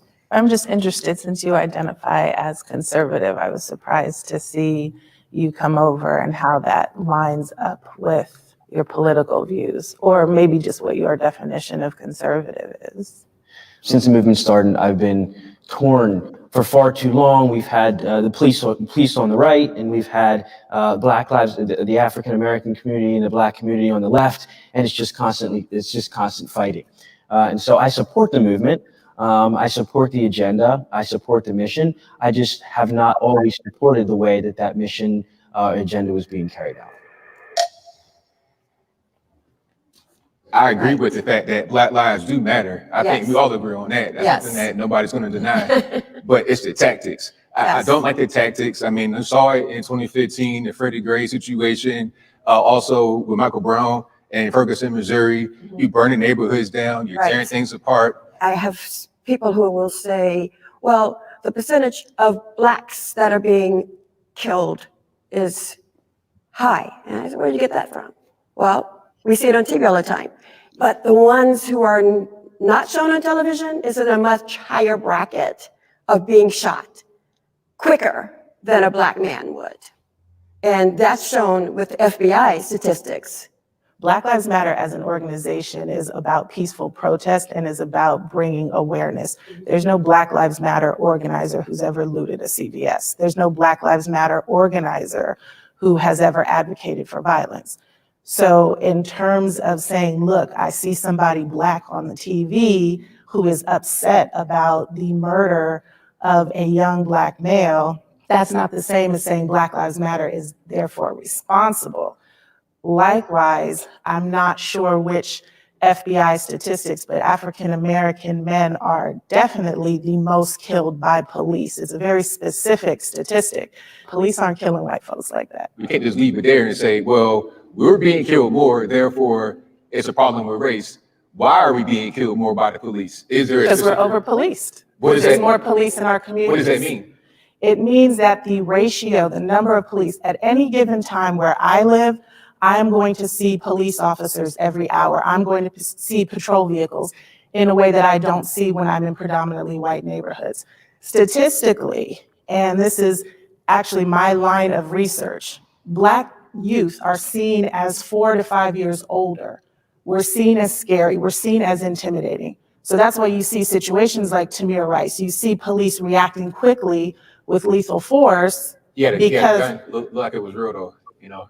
but there was no one there. Let's say he had a real gun. Why couldn't the police say stop? He was killed in less than 15 seconds, a 12-year-old boy He was pointing the with gun a at people. BB gun. No, It he didn't was look not. like when I had a BB gun when I was that age, and it looked real too. And you know, my parents told me, do not go outside with that. And I'm in the all black area. Do not go outside with that and point it at people because it looked real. And why do you think they did? Why do you think they did that? Hopefully because they recognize that as a Black boy, you're going to be targeted. We could do a whole podcast on that one right there. I mean, I wanted to go in. Okay. All right. So the question is asked, how do we feel, or do we support the Black Lives Matter movement? Now, of course, I am in support. And, you know, to me, Black lives do matter. You know, I look at the original reason the reason that I originally thought that this movement began, you know, was to protest police brutality. But upon further examination, you know, I found out the sinister intentions behind this movement and the way that they're trying to cloak their real agenda. Now, by this time, we all know Black Lives Matter, the movement, was a hashtag created by a group of open lesbians and funded by a Jewish guy named George Soros. Now, we already know that the agenda that the Jews are trying to push, I mean, they're trying to push, you know, global domination. And unfortunately, you know, Black people have become the new victims, you know, of the Holocaust. So what's going on now is this. All right. Black Lives Matter is a movement that's trying to cloak its real intention. It's really a movement that's trying to, like what was said on one of the websites, You know, I think her name, one of the founders, she was talking about how she wanted to queer out the movement. So I look at the movement right now as just being a movement that's trying to, underneath the banner of Black justice, is trying to push the acceptance of homosexuality, transgenderism, interracial marriage and relation. I mean, like all of these ills of society. So no, I do not support the Black Lives Matter movement, man. I don't support it. I'm gonna pass the mic. Yeah, I agree. I mean, I believe it started out with good intentions. Because at one point I supported it. You know what I'm saying? I supported it because before I knew it was started by the LGBT and the and was financed European. And everybody know anything that's being financed, anybody that's doing the finances have full control of that organization, believe it or not. So once I found out, I said I'm not supporting that. Also, too, the reason why, and it's kind of hypocritical, the organization to me is hypocritical because it only targets, you know, anybody that's non-Black who's a police officer, you know, that kills, you know, African people in the United States. The movement doesn't target, you know, Blacks killing Blacks. And the reason why, and this is me, I could be wrong, but this is me. We don't have any type of self-worth. Our people don't have, we are so busy, we are threatening each other. Now I'm gonna give you a perfect, I will be honest with you. I haven't been through no issue with no cop. Ain't no cop pulled me over, slammed me on no ground, nothing like that. But I will tell you this. I have gotten situations with my own people. I've gotten threats. You know what I'm saying? I gotten into fights, you know what I'm saying? So you know, I mean it's messed up, and you don't see the Black Lives Matter. So when you hear Pookie getting shot, you know, because he's just playing basketball, and you got Black people, you know, because he got shot with a stray bullet because some dude was mad. I mean, he got a little argument with somebody. They went back and got a gun. You know, you hear stories like that. Where's the Black Lives Matter? So you don't think the enemy and see that's being watched all over the world. Then you got the movies that portray Black on Black crime. So like I said, movies are very political. So if they show Boys in the Hood, paid in for all these hood movies, you know, that's been shown over the world. So, you know, white folks and red people and brown people, they'll see that, be like, ah, see, they don't respect each other. They don't have any self-worth, so we can do anything we want to them and we'll get off. So and that's why these white folks do what they do, you know what I mean? Because we don't even unite and say, yo, enough is enough. You know what I'm saying? Enough is enough. So we need to start, when we see our own people killing each other, we need to start marching or whatever we need to do to let the people know we're not having that. And if you kill an innocent brother, we don't care what color you are, we're gonna make sure you're gonna get dealt with one way or another. And we should make it known to any race that, and I'm, like I said, I'm fair game. And I'll say this: we should know that if the government don't get you or you, then it's the people they should in their own hand. That's because we are the people. We are the government. You know, the politicians, not the government. We are the people of the government. So, and when all you ask, when they want to lynch Black people, with their white people, they had a mob, and they got away with it. The government didn't stop them. They said, well, that's what they want to do. You know, this is where all these the lynching laws, when they wanted to lynch Black people, it was cool. and it was, you know, they were part of the government, quote unquote. So they felt that you deserve to be, you know, killed or whatever. They let us go. So I think we need to do the same thing. You know, like the dude that killed, Nipsey Hussle. I think he needs to be dealt with, just like George Zimmerman. He need to be dealt with. I think the people should deal with him. So Black lives do matter, but the question is, I'm not for the organization. I'm not for it because they're very hypocritical. Their agenda is messed up, and I have seen them tear up stuff. You know, so their focus is not on the right thing, and I'm just not for it. It's just it's just a very how you say it? It's a very it's an integrated organization. It has nothing to do with me. And I rest my mind. Well, well, like you said, I agree. You know, everybody should agree. Well, everybody doesn't agree with the term Black Lives Matter, but I never met a Black Lives Matter person. You know, somebody in the organization. You know, from what I see from their agenda, I don't really support it. You know, except for, you know, when a black person is shot and killed, but you know that's pretty obvious.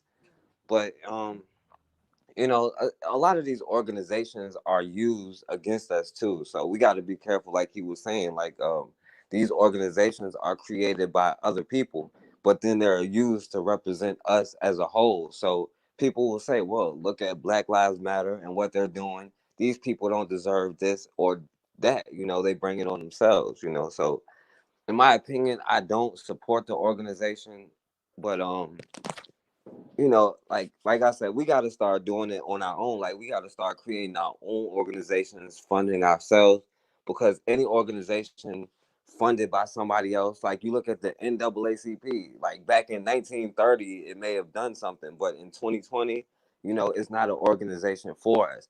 And a lot of these organizations are created for us to stop us from creating our own organizations. Because if you notice, all of the organizations that, you know, some of our leaders from the past created, they were targeted by the FBI. But the organizations that other groups created for us, they're still around today. And that same method is still used, you know, with groups like Black Lives Matter. And, you know, like y'all said, it comes from a hashtag from people. And by the way, that shows how much people steal our culture, even with that. They can't even come up with their own. They got to say Blue Lives Matter and Asian Lives Matter, all of that stuff. They can't even come up with their own hashtags. But they've always used these things against us, you know, to divide us, you know, and, you know, just to infiltrate our community and to take up the fight for us. So the real people don't take up the fight and get the people really involved. So I'll yield the mic with that. Okay, no, I do not support Black Lives Matter. No, hell no. And brother prisoner of war, I'm going to tell you that word you was looking for. That she used the leader of the black. What they are tired of heteronormativity is what she said. That's the word she's made up. They are tired of, listen to it. This is what she said in the interview. They are tired of heteronormativity, and they are here to queer things up. Why would I support that? Now watch this. Who are we trying to get to understand our lives matter? If our lives matter, why do we wait till a white person do something to us to scream, our lives matter? We know our lives matter. So we need to be showing our youth and one another that our lives matter. I don't care what other people think about us. Even with what Brother Forecast Radio just said, we have to think for them in every situation. Oh, Blue Lives Matter, Asian Lives Matter, all lives matter. Good. But if I was going to rock something, it would be Black Lives Matter, but not after going on their website and reading their and reading they're part of their mission statement and how they want everything to just be gay. Now, I don't hate gay people, but you can't come in and say you want everything to be gay. You tired of heteronormativity, which is a great word she made up. I don't even know what it means, but she made it up. But do you understand what I'm saying? You want to queer things up. No, I don't support that. No, I do not support that. Do I support, does Black Lives Matter? Yes, our lives matter.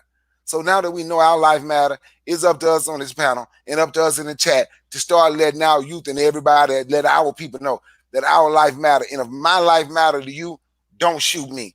If your life matter to me, I won't shoot you. Of our life and our image, because it ain't just us walking and talking, it's our image, the way we carry on, the way we treat one another. Just with the lack of respect, we can't speak to one another. Just even with all of the YouTube bickering back and forth, we can't do that. So for me, that's why I don't do certain things, because Black people do matter. We absolutely matter. And to matter to me, matter to Black people more than it matter to anyone else. And I'll yield the mic. Okay. Gonna get ready to move on to the next part of the video. But let me just say this real quick. And I left this out when I was explaining things. Man, you got to be careful of any organization that is backed and financed by Jews. Now, we already know. Now, look at the Jewish circumcision. Look at, when the rabbi puts, Jews are a homosexual group of people. Like, any of you brothers familiar with the Jewish, what those rabbis do when they circumcise those little babies? Suck the blood off the penis. Yeah, they suck the blood off of the penis. Look at the media. Most media outlets are, being run by, Jews. That's why they call it, YouTube. Just the Jewish media. That's why another nickname for the news is actually Jews.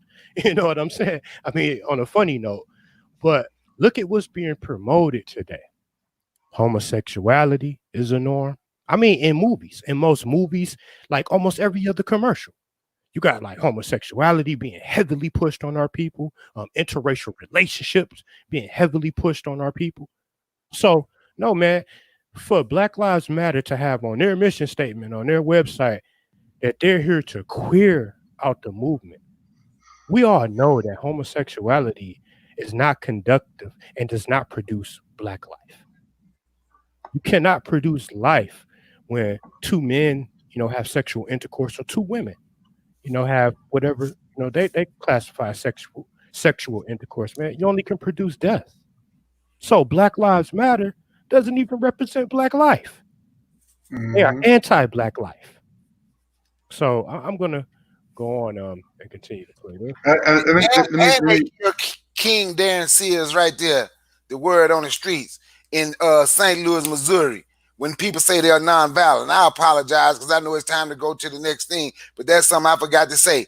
Darren Sears, who had the people moving right there in St. Louis, Missouri, started getting threats and everything from the Black Lives Matter organization. He did a video with the Irritated Genie talking about it. People from St. Louis was talking about how Black Lives Matter come down there, pushing them out of the way, trying to take control of stuff, moving people around. And the next thing you know, the King Darren Seals stood up to him. And about a month after the St. Louis, Missouri riots, brother was killed, sitting in his car. Somebody shot him. Now, I yield the mic. I just want to say that, no, I do not support that organization at all. One iota. No, I do not. I want to say this real quick before we go. To Lakeisha, she's right about that, and I forgot to leave that out too. Like when Black folks, when we kill each other, we do serve time. We do serve time, and we have witness. When white people kill us, they serve no time. They serve no time. We look at the Rodney King. You look at the Eric Gardner situation. Tamir Rice. Hell, we can go back to Emmett Till. They never, we gotta understand, when you're dealing with your enemy, why would your enemy to respect your life anyway? You don't hear a wolf saying that, a wolf saying, well, I respect a sheep's life. You know what I'm saying? You don't hear lying when they want to eat any one of those vegetarian type of animals. Oh I respect their life. No, that's their job. We are not enemies. We are no different from the animal kingdom. Now, we gotta expect that people who don't look like us, they're gonna want we gotta respect some sort of hatred for them, and we gotta be prepared. Our lives should matter to us. Now, I'm gonna say this real quick. One last thing. The LGBT, how you gonna say they respect life? They're anti-life. They don't believe reproducing and just having children and having a family. They don't believe in none of that. They don't believe in none of that. They are anti-life. So how did they could say Black Lives Matter when they don't even want to reproduce a black life?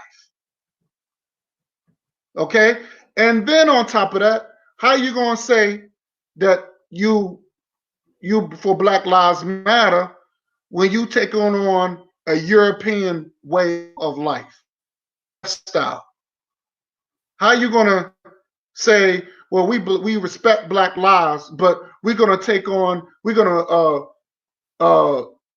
have this white man finance us. We're going to support the white man's lifestyle, which is a death style to me. We're gonna support everybody else who don't like us, who hate Black lives, and we're gonna include them in our organization. So the organization is very hypocritical, and I rest my mind. Okay, if Forecast has something else to say, I mean, if he wants to add on to anything. Oh no, I'm good. You can go ahead to the next part. Okay, bro. Let's go ahead. Move on.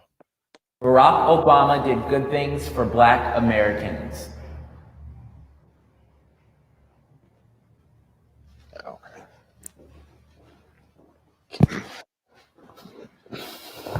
Obama didn't do much for Black Americans or for Americans in general. But what he did do was one very important thing that I got to give him credit for. And that was to say that you can be Black and be the president of the United States. This whole excuse of, well, I can't do anything because I'm Black and slavery. I'm not trying to hear it no more. You had the first Black president, the Black wife, the Black kids, all that good stuff for 2 terms. Not once, it wasn't a fluke, 2 terms. Obama has done more damage to the African American race than any of the other presidents. He came into the presidency lying. He lied to our faces to get elected. Then once in, he disavowed. He just forgot about the Blacks, first of all of us. Obama didn't do anything but an abomination to us, to this whole nation. Yo, I mean, I agree with what you said. You know, he did a lot of damage. And the main thing that I remember from his term was when he had Black Lives Matter in the White House while Ferguson was happening, while it was happening. Hey, you guys are doing a great job out there. Whoa. You guys are doing fantastic. Didn't say, hey, tone down the rhetoric a little bit maybe because you got some problems. Nope, you guys are doing a great job. Keep on going. So Obama was a representation of something important, but also I think the whole thing is a big puppet show. And, you know, I wasn't really sure. Amen, brother. I'm never really sure what's going on behind the scenes, so we don't know what kind of deals are being made. I do think that there was people that benefited from some policies that Obama put in place. Homosexuals. And I also believe that there were people that did not benefit. And so I think that there are obviously good things about the Obama presidency, and there's things that I disagree with the Obama presidency. We got to educate you, young brother. Educate me? Okay, so now we're talking about Barack Obama. Did Barack Obama do good things for Black people? Okay, back when Barack Obama, you know, first ran for office, I got to be 100%, you know, truthful.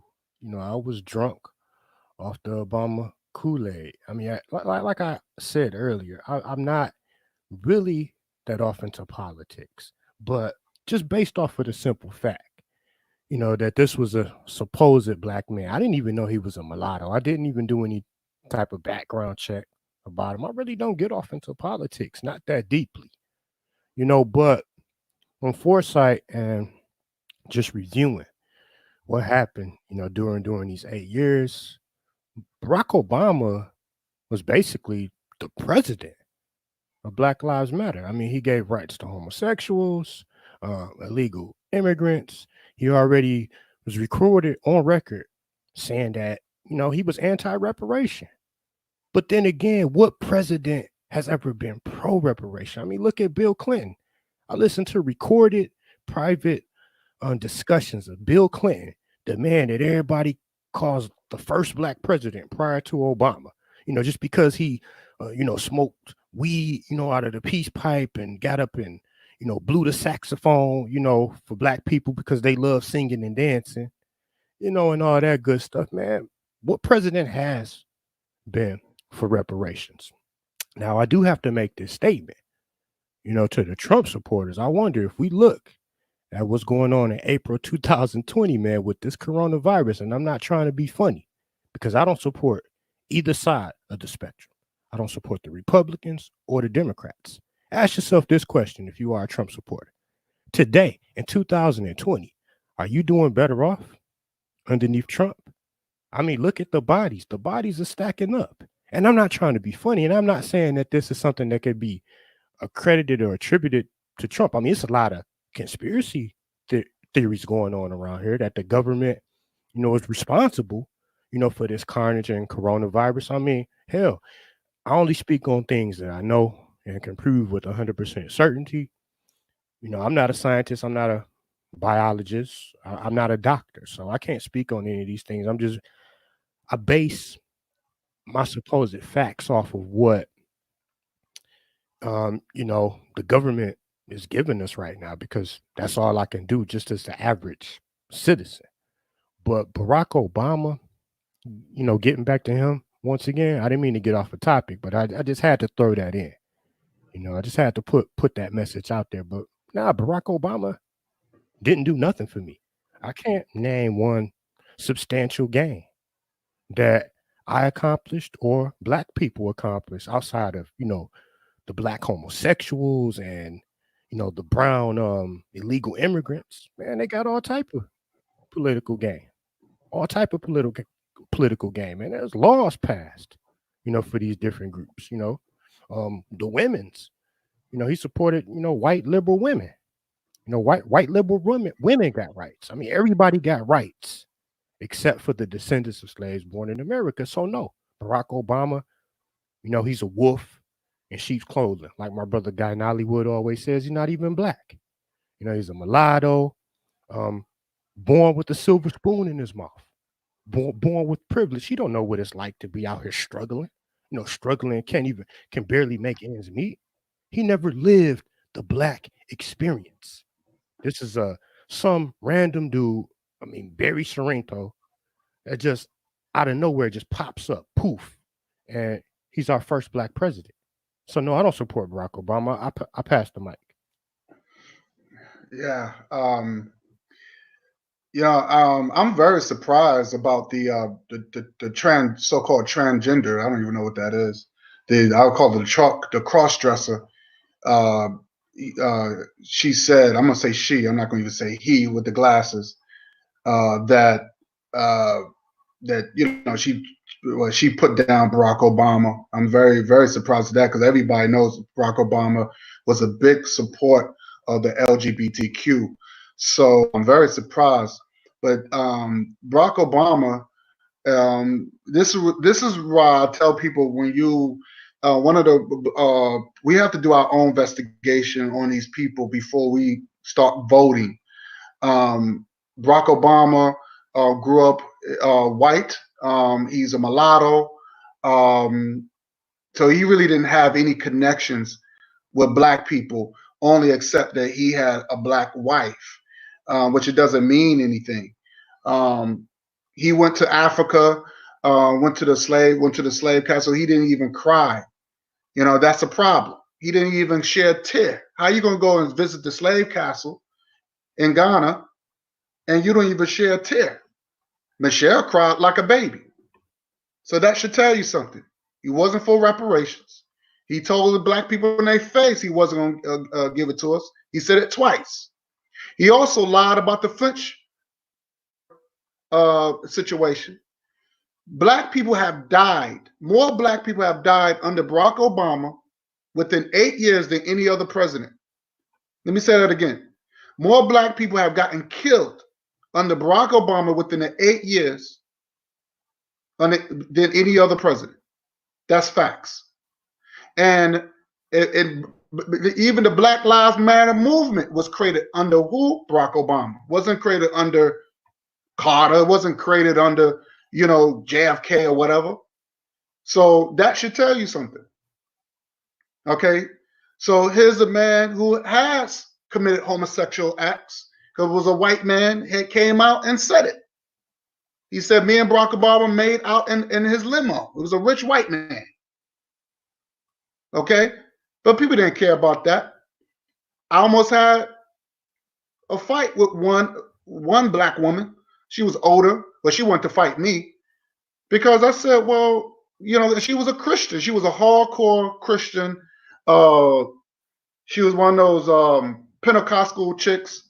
And she told me, she said, I don't care if Barack Obama supports homosexuality. I'm supporting, he's going to be my president no matter what. I said, but what about your faith? What about your faith? Listen, she didn't care about that. All that's out the window. And she wanted to fight me because she was like, oh, you need to get off of Barack Obama's back. And I said, wow. So, when what hurts me, when the Trayvon the verdict came with the murder of Trayvon, he told black people, respect the verdict. Respect the verdict. You know who said that? George Bush. George Bush said that when the whole Rodney King situation. He said, I think it was Bush Sr. He said, oh, we need to learn how to respect the verdicts. Doesn't matter how good and bad it is. No, we don't. We're not respecting that. And you talking about that's justice? When our people getting killed and there's no justice, we're gonna respect that. So when our lives don't mean nothing, we gotta respect it. So when I heard Barack Obama, and he had to hurry up and clean it up. He had to hurry. People was upset. So these are signs. These were signs. He was placed there for a reason, to calm us down. He was a plant to calm black people down, so we could turn around and say, "Oh, first black president." Yeah, in the 8 years, we didn't get a damn thing about it. And let me tell you something. Maybe the mulattoes may have a chance of running for president, but my children don't. Bakari children don't. Craig children don't. Our children don't have a chance to become president. Maybe a mulatto, but our children won't have a chance. So that's a bad sign. So I don't know what that brother with the glasses, what the hell he's talking about. Okay, that's the dumbass thing he said. So Barack Obama was the worst thing. I'd rather have Trump for another 4 years than have that piece of shit in office again. I will never want to ever have another mulatto in president. We did not vote for him. He was selected. And we already know the enemy. He is the enemy. Barack Obama is the enemy, plain and simple. And I rest my mic.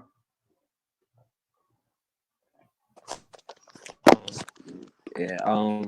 Well, to say first of all, let me say this: to say he's the worst the worst president ever is ridiculous. There was literally presidents that was slave owners. I mean, the thug George Washington took the teeth out of slaves. But I'm just saying it in my time. I'm sorry, brother. I'm just saying it in my time. No, I'm talking in my time. I'm sorry. I should have clipped. Yeah, I'm talking. Okay. Sorry about that. I'm sorry. Oh, yeah, you good.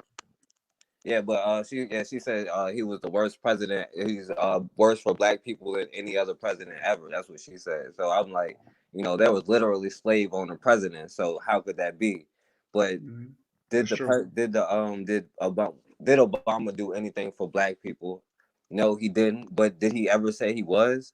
Like nobody, like you were saying, God, nobody with two black parents has actually been the president. So I don't know what they're saying about, you know, a black person is president. And they like to use that excuse to say, well, you know, black person is the president. So you know, you don't have any more excuses about anything. When this man, like you said, was handpicked to do that job, right? When he was asked about reparations during a debate, he literally sat there and talked about redesigning schools in South Carolina for all children, you know. But he literally went to Israel and gave a speech about why the Jewish people deserve reparations from America, even though America went to war to help the Jewish people.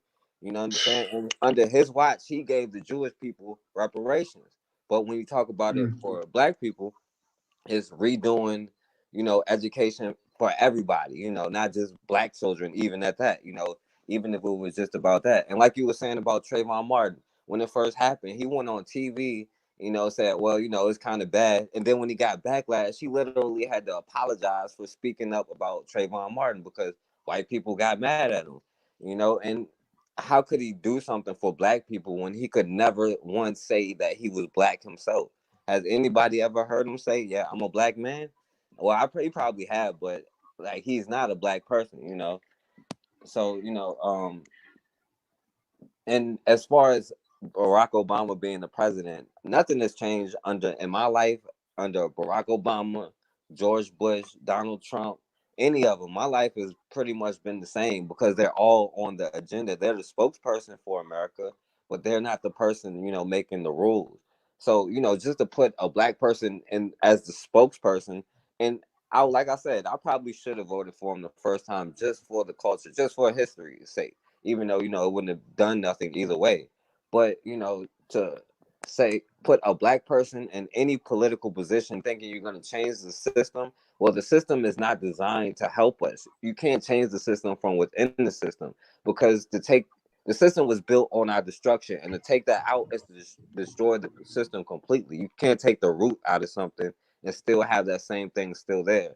So, you know, it don't matter what position that you put a black person in, as long as the system still exists, then the same thing is still going to happen. So, you know, I can't say that he did anything for blacks, and he never said that he was. So I can't say that he was lying. But, you know, he lied about a lot of stuff, but he didn't lie about that because he never said he was going to do something for black people. But I'll pass the mic with that. You know what? He did not lie. He said he was going to give us hope. Bam, there we had hope. I voted for him. I was hoping he was going to do something. He was honest. He was honest. I'm going to give you hope.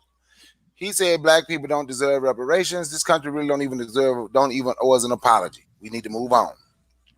The first thing he did when he came into office, a lot of people don't like to hear this, but I tell them to look it up. Don't take my word for it. Look it up. If I'm wrong, I'm wrong. The first executive order he signed, he took $100 million that was allocated to HBCUs, even though we need more than that, but that's not the point. He took $100 million that was allocated to HBCUs in an executive order and gave it to the Hispanic Educational Fund. That was his first executive order. Now, the new code word for nigga, pardon my French, nigga on TV is thug. What did he call those people in Baltimore when they were rioting and fighting back? They just out there acting like a bunch of thugs. Exact words. Not why they're rioting, not why black people upset.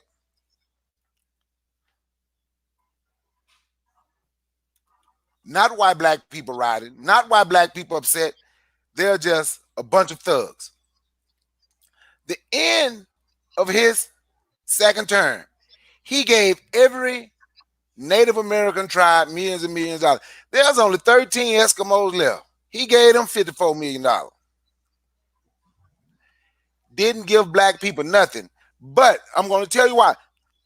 This is my opinion. Don't nobody have to give black people nothing for the most part. And the reason being is when we talk, we are happy because we are in. Listen to the people talk about what Obama did. Every time he talk about what they do for black people, they switch the conversation and say what he did for everybody. Well, he wasn't the president for black people. When he did that, it benefited us too. I said, well, who did that money in Israel benefit?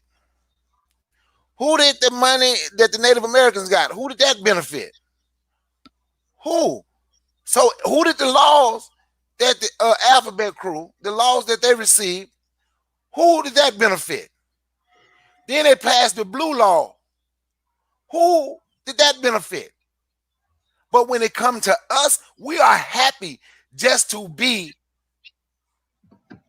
at the bottom as long as we are with everybody else. We don't mind being stepped on as a people. I'm not talking about us on this panel, us in the chat, but as a people, we don't mind being stepped on. As long as we are in the conversation with everyone else. And when he said Barack Obama, because I did vote for him. I ain't gonna lie, twice. Shit, he gave us hope. I ain't gonna lie, I was hoping. I didn't learn my lesson the first time. And you know the story they spin when he first ran, right? This guy, man, he's so much like us, relate to us so much that he's just paid off his student loans. Y'all remember when they were saying that? Yeah. He just paid off his student loans. Now, this is what I tell people to do. Look up Barack Obama's stepdaddy. Barack Obama is like the 10th richest president in the history of this country because of the way he was raised. And when they were calling him Barry Soweto and we were getting upset, we hadn't done research. Actually, if you study him, he did not go by Barack. He started going by Barack when he started running for president. The closer he get to running for president, he went by Barry. And he used his Indonesian stepdaddy last name.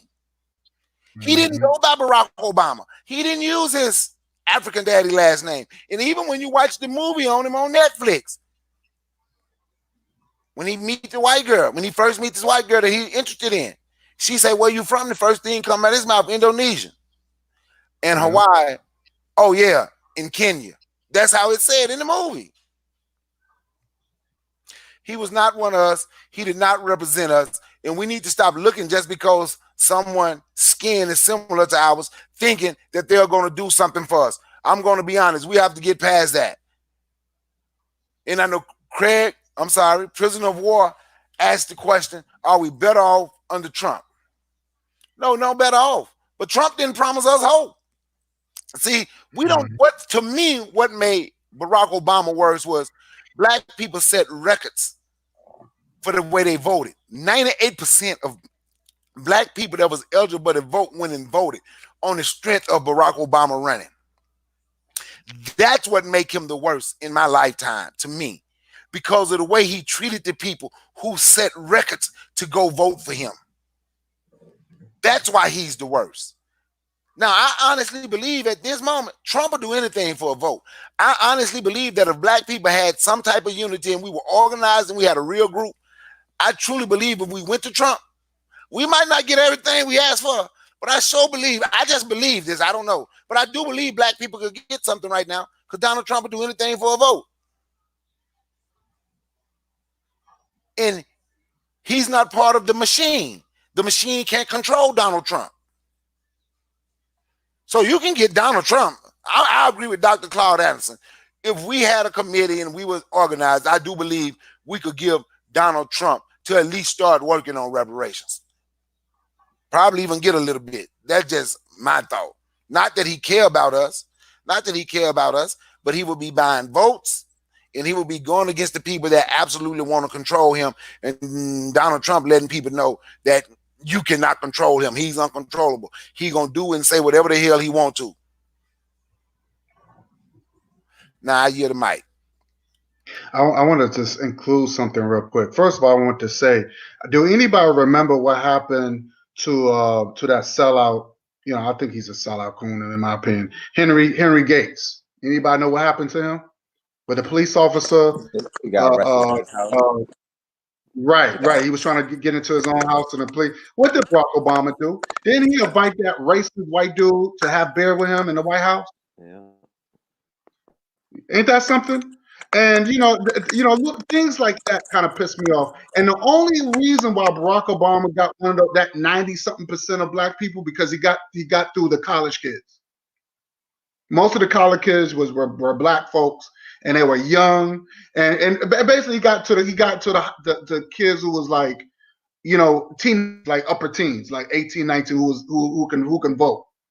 That's what he got to. That's the reason why those 90-something%, he got to the college kids, and that's the reason why he got the high votes like that. It wasn't really because people like us on the panels who knows about politics.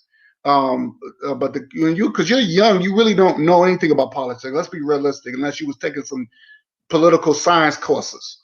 But these kids, they just coming out of high school. So they really didn't know about politics. They just saw a black man running for president. That's all they saw. And this is what he thrived on. And that's how he got the votes. But we got to stop throwing away our votes, and because our votes are never free. And that's another thing I don't like when it comes down to Democrats. They expect us to give away our votes for free, and they don't have to do a damn thing about it to earn that vote. Where you got Republicans, they would do anything, well, almost anything. They would try to earn your vote at some sort of way. So there's the difference between the Democrats and Republicans. That's the way I see it, and I rest my mic. Okay, let's continue with the video. Yes.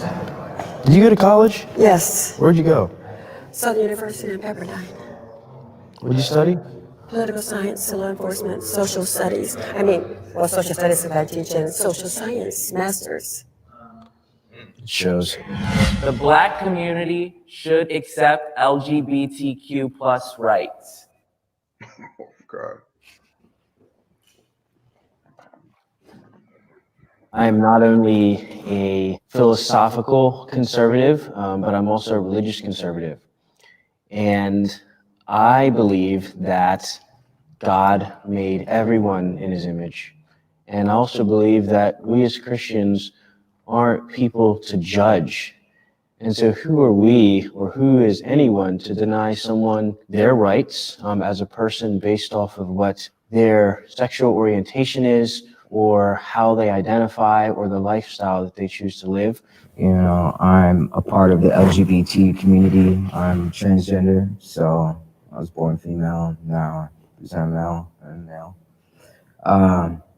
Yeah, it was an interesting road, even getting my family to understand, who I was at times. So I think it was like they didn't want me, for lack of better terms, to have another cross to bear, which was what they felt like it was another burden or condition that would make me less than.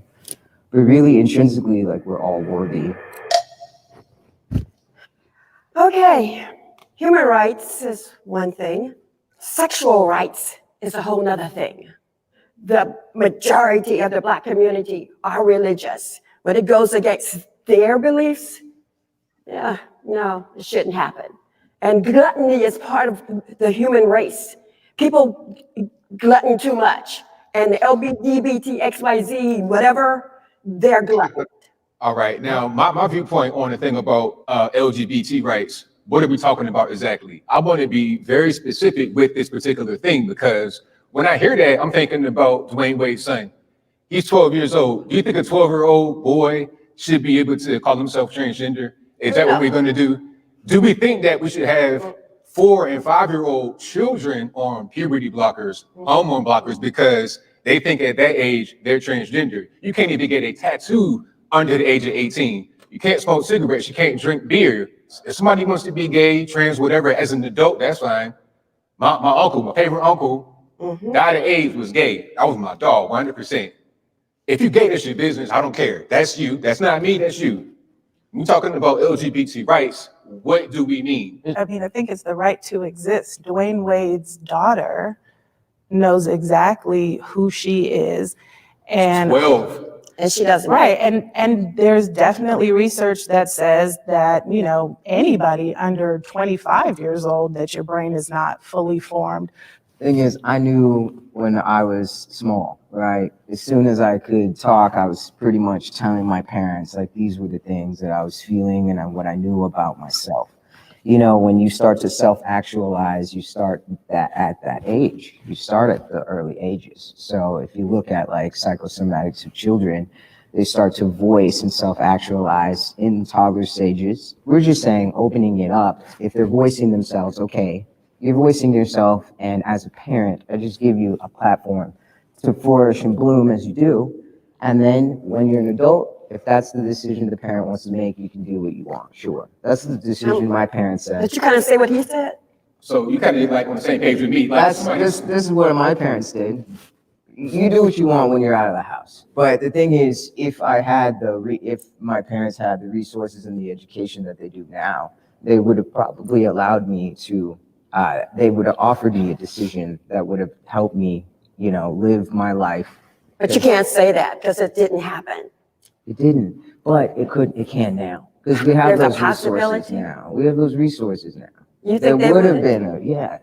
If they had the resources that they have now, definitely. All you got to do is listen. You just listen. Oh my God. Let me begin by saying, yo, I can't believe this. Am I the only one that did not pick up the fact that the little freak of nature over there, pardon my French, was born a woman? What the hell is going on? Yo, man, oh my God, man. You're not the only one, bro. You ain't the only one. I was shocked too. I was shocked. You know, this was a little bro right here. Yeah, man. yeah. I done been tricked and deceived. Wow, man, I feel, you know, kind of violated up to this point, but you know, to nature like this, you know, the Frankenstein, man, these are the creations of, you know, the white man, the LGBTQ. These are the creations of the Barack Obamas. Yeah. Out here, man, these people are pure evil. It should be against the law to have a sex change. That's the way I look at it. So let me get off into the few LGBT rights that I know of. Okay, now if we look at like the transgender bathrooms, okay, we have transgender bathrooms, we have same-sex marriage, we have homosexuality. I mean, that's up for debate. Should homosexuality even be legal? You know, it's a lot of different African countries, even like Uganda, man, homosexuality is outlawed and punishable by you know, steep prison sentence and even a death sentence. You know, so we could definitely put that up there, you know, for debate. I mean, but I'm sure my other brothers will cover this. But when it comes to LGBT rights, no, I'm not in support. I'm not in support of transgenders being able to. I mean, just somebody being able to slap on a wig and a dress and, you know, go off into the women's bathroom. I mean, that's some sick, perverted shit to me. Pardon my French. You know, I don't want to curse on the show because, you know, I'm sure we have elders and stuff like that listening. So I'm gonna try to carry myself with respect. But I mean, this is just appalling. This is appalling. So no, I am not in support of LGBT rights. I'm not in support of, you know, taking tax dollars and, you know, allowing these people to, you know, to get, you know, for these people and their sex changes and their hormone and their breast implants and all that stuff to be covered under healthcare. Nope, I'm definitely not in support of that. I think homosexual marriage, whether that's man and man or woman and woman, should be outlawed. And I might sound a little bit harsh by saying that, but you know, I just got to keep it a buck right here. So I'm gonna pass the microphone. I might, you know, come back in after everybody else gives their opinion and add on a little bit, just based off of one of the brothers might spark a little bit. They'll send me, but let me pass the microphone on this, brother guy. Yeah, I was really disgusted at what I've heard, especially with the young brother when he said, you know, he's a Christian or whatever. He said we should not judge. Well, if you read, I don't know if he read Corinthians 2:15. They said a spiritual person judge all things, but he himself to be judged by no one. So there's a difference between a religious and a spiritual person. Because I'm spiritual, I can judge anybody I want. I can judge anybody or anything. Spiritual. We all spiritual on this panel. People in our chat is spiritual. So we have every right to judge. Now, he can only speak for himself because he's religious, you know. So that's religious talk. And because we pose a judge. There's nothing wrong judging. When you go to a courtroom, do they judge? You have a judge. So that's nonsense. So you know, black folks back in the day, you could not talk that queer stuff around them. You know, black people back in those days, because our people are really strong Christians and Muslims. You couldn't talk that homosexual stuff to them. You know, it wasn't. But now you start seeing how they start accepting this you know, I'm talking about black people. They start accepting homosexuality. They can come to their church, and now they could be pastors and part, you know, and you just be like, this is crazy, because this was unheard of 25 years ago, 30 years ago, you know, 50 years ago. That stuff was unheard of. But Barack Obama, of course, it started with him. He made it comfortable and people started accepting. Now you got people like T.D. Jakes and all these guys, they start speaking highly of the LGBT. All of a sudden the LGBT becomes family now. Hell, you even had Farrakhan, which I'm very surprised. He said, my LGBT brothers and sisters. Why are you saying that, brother? You're supposed to be a Muslim. And I was very hurt when he included my LGBT brothers and sisters. Why are you saying that? That's disgusting. It's very disgraceful. You know, and look at, you know, Uganda, they have an anti-homosexual law, which I'm very glad. A lot of black people are fighting back. They're fighting back against this LGBT. Okay? You know, so, you know, I am not going to trade my human rights for no sexual orientation rights.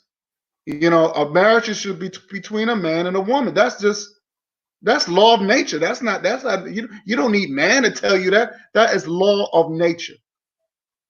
You know, and let me tell you this, they pushing this on our people for a reason. This is another way of neutralizing us. I want to make this perfectly clear. They try to do it with the drugs. They put the drugs in our neighborhoods, and that's why our communities turn into ghettos. They put the guns. There's because our neighborhoods, that communities turn into ghettos. Now they put in the LGBTQ into our neighborhoods to neutralize us, so we won't reproduce. They did it with abortions, where you got Planned Parenthood in every spot in the neighborhood. This is another way of white power, a white agenda crap that they doing. So I am totally against the LGBTQ. It's run by the enemy. I'm not why supporting that crap. And in the she-male, or the male she, or whatever the transformer. You know, first of all, what do you mean when you was young, you felt that way? How do you know how you do feel? How will you know? How do you know that? You know, that's the decision that this person made when they got older. Because this person didn't probably have any friends. This person didn't know what the hell, because all that comes in when you don't know who you are, you don't know your history, you don't know your culture, then you'll grab on anything. Then you think white is better. So let me grab on this. Let me grab on that to feel like I want to be somebody. I want to be seen. I want to be seen. You know, a lot of our people need help. That's mental illness right there. And then she's taking hormones. You can see the beard on this chick's face. Because when you take those hormones, your voice changes or whatever, but then she got to keep taking it in order to be something that she's not. You know, so you're not being yourself. You're not being what you was born with. You know, so what they saying, you know, since the Christian brother, you think, when you saying God make mistakes, you saying God is flawless? Because he said something about God make people in his own image or something like that. Well, I thought God was a man. according to the Bible. They didn't say God was a hermaphrodite. I haven't read that nowhere. He was a hermaphrodite or he was a she-male. I never read that. They said they used the word father, him, he. So they said he was a man. Adam and Eve. He put a man and a woman. He created a man and a woman. I mean, this is something I grew up with. So why are they changing this now? So I just feel like it's very insulting to put that on us, knowing that we're against that. It's not part of African history. And like I said, we got to go back to our history, because you never, if you look, that's what that you know, if you got to leave stuff to Greek and Rome. That's Greek and Rome stuff. That's Greek and Rome. Socrates and Alexander the Greek. That's all that was into that stuff. All that lesbianism, all that. And then you got black people into that crap. It's evil. It's very evil.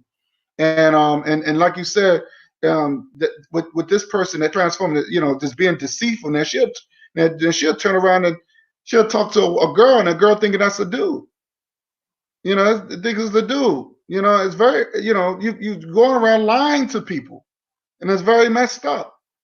And then you want to know when something happens to them, it's like, oh my God, you know, they killing transgenders, and it's like, but what about their deceitfulness? They lying to people, and they embarrassing people, and then people making fun of them. They say, well, I didn't know. This person looked like a dude. This person looked like a female.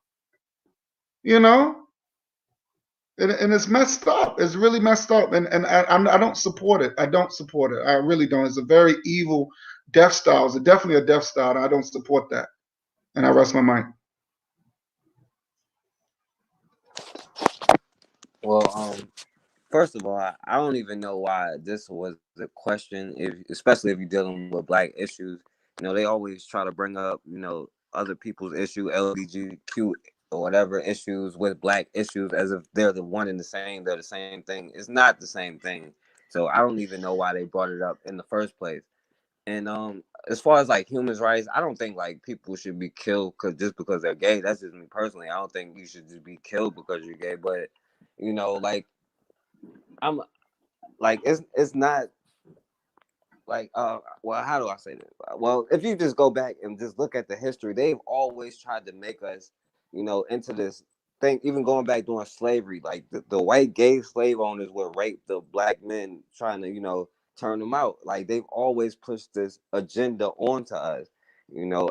And it's in my opinion, as far as like a transsexual person, if they date somebody and they lie, don't tell the truth, I think that should be charged as like what happened to Genuine or whatever.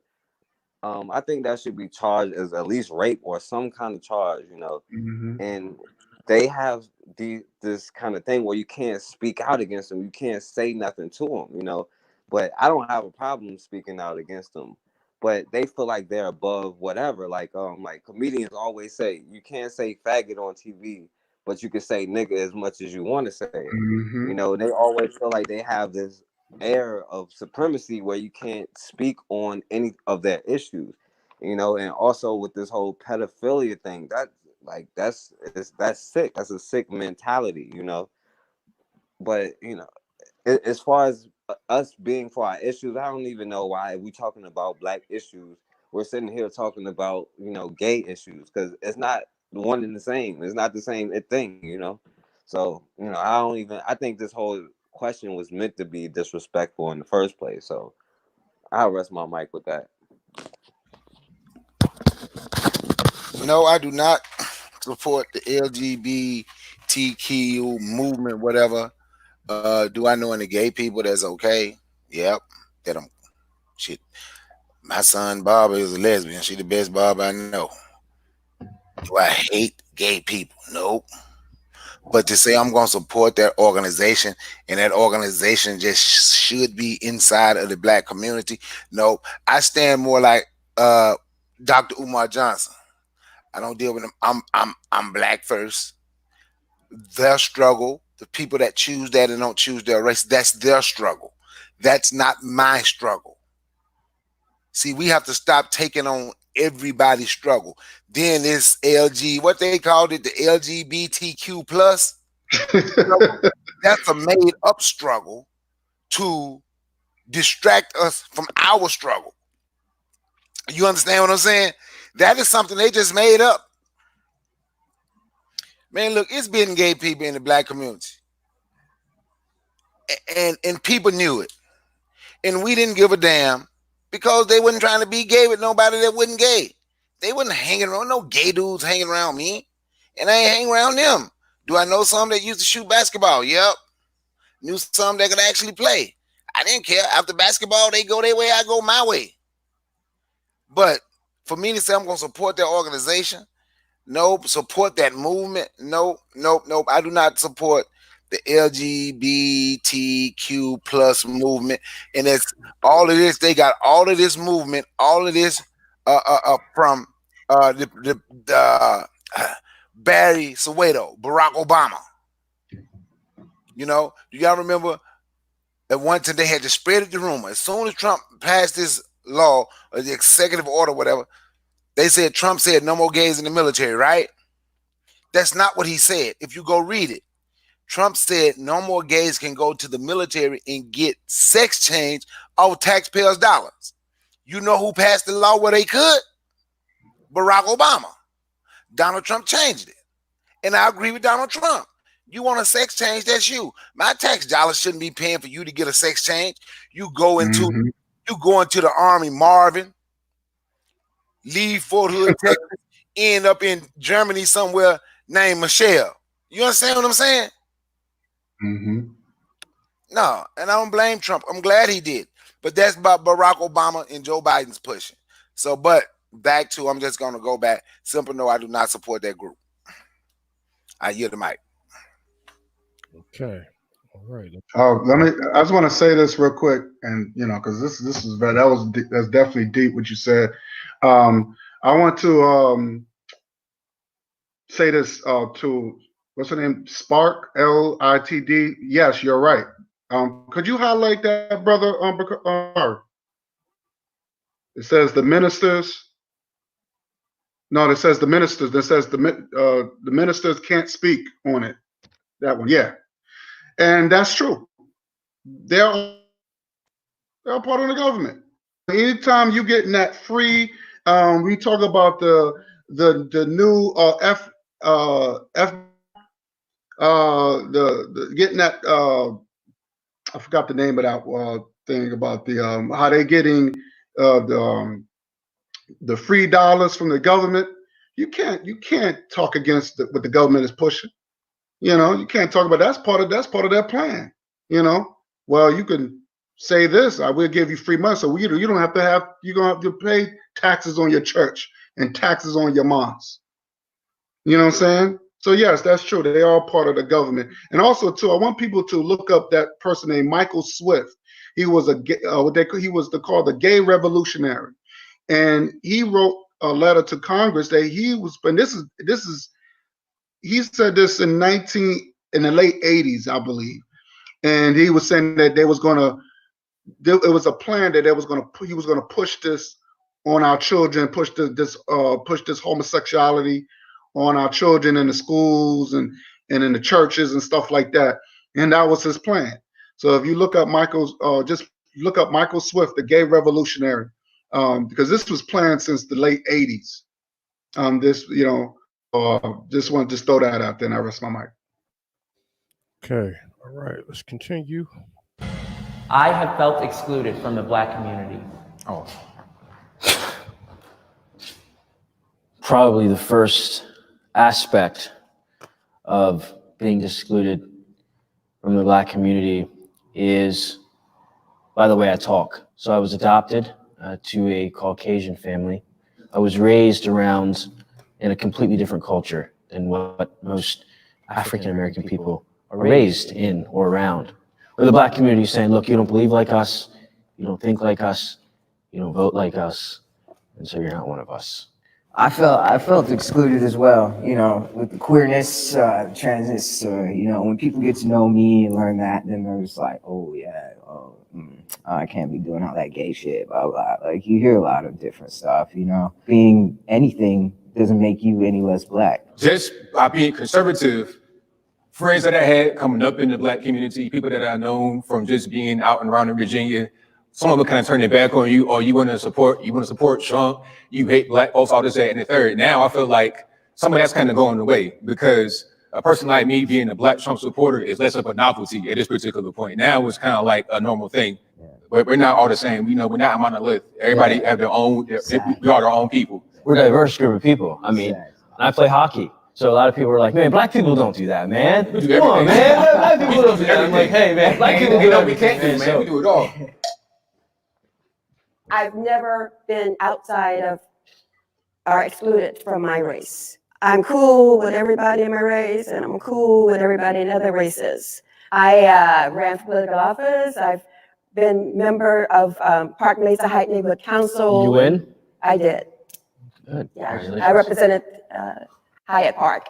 I wanted to say something. Even though I have felt excluded before, black people in my life have been the most welcoming, loving, giving people that I witnessed, you know, regardless of, you know, my background as well.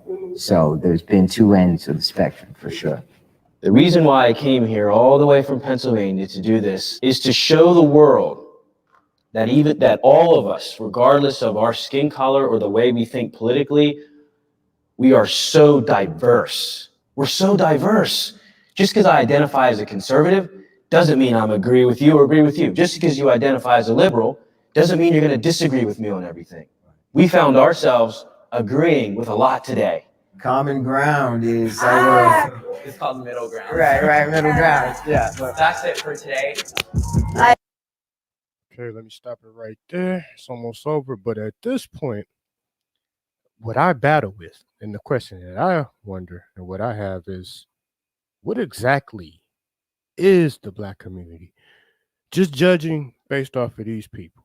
Judging off of these people and their different opinions, you have pro-homosexuals, you have pro-race traders. I mean, when you look at the makeup in 2020 of the quote-unquote black community. You have womanizers, pedophiles, you know, old perverted uncles that are, you know, sleeping with their nieces and nephews, even nephews, you know, in today's time.